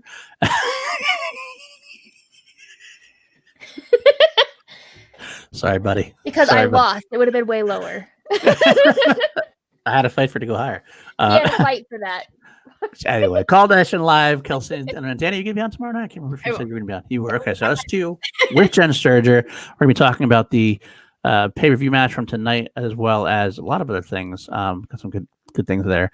Chilled action on Sunday with Danny, and I and Kelsey will be helping us out with that as well. We have announced who we're bringing. We did. I did at one point, but not tonight, not here on Class, but I definitely did earlier in the week. Okay. I don't have the vid on here. Unfortunately, we're not called. I can jump to call to action, but we have Adam Collins coming on. Great timing for that. Adam Collins with his recent TKOing of John Roca. That should be a fun time. And he just got announced to the tournament. That should be a very fun episode of Chill. There's a couple ones in the works. I will tease you with one. I would call him a legacy player in the works that I'm really excited to have a conversation with. And also somebody currently as well. We're going to try to see what we can do there. Also, find me producing the Ben and Drew show. We are Action Industries. We do have Film and Food tomorrow, where the boys will be breaking down the breakfast sandwich from Birds of Prey. Kelsey's definitely going to be watching that, and she is going to be very excited, I think. I'm waiting for 2 ingredients. If they're not included, they didn't really make the sandwich. There you go. All right, could be. And then on Sunday, Action Guys are going to be live breaking down their own pay-per-view, Ben's pay-per-view match earlier tonight. Special guest Rachel the Crusher Cushing on that one. That should be a lot of fun. And also I can be on PLD projects, which I've started and have done a little bit of content on, some of which you can see, some which I had to privatize for various reasons because things got dirty. Otherwise, thanks, Kelsey. And thanks, Dwayne. But that's it, y'all. I really appreciate you guys all stopping by, hanging out the whole time. I had a good time in this chat. Good time. Hopefully you can let us know in the comments what you think about our list. See if it's better than Ben and Drew. We're actually going to put it on the Patreon. I'm going to have a vote to see in the next couple of days, a vote to see which team got it better, Ben and Drew or PLD, Kelsey and Danielle. Otherwise, though, love you so much. And as always, I put the Ben.